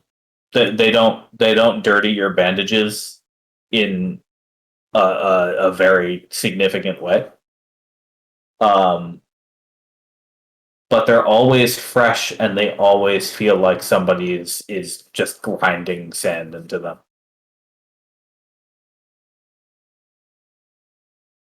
Gnarly. So sorry, Alice.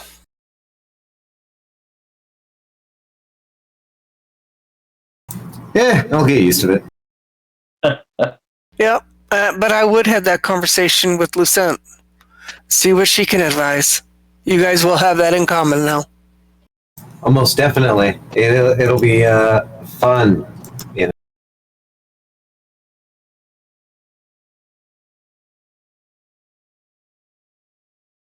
Oh yeah, I don't think the freshness is so much real. Take it from a gnome, right? I think that's part of the magic scar. I bet it does still feel sticky. I'm loath to touch it. Yeah. It'll just be added to my cleaning ritual. I'm already a fairly clean person to begin with, so. Speaking of which, Nimbus, please, could you mend my clothing? It's far too gold to be this ruined. Yeah, that sleeve got all fucked up. There should be enough of it together to be able to fit, sure. Oh yeah. All right, gang. See you in a week, everybody. Yeah. Yeah. Gang, yeah. Sounds good, See you in dude. a week. All right. We'll figure out how we're going to deal with some alleged dragons. Right. Right. Fun. All right. See you then. Thanks, sir. Thanks, man. Yeah, thanks for the Playing, session, man. everybody. You're Yeah, welcome. have a good night. Bye.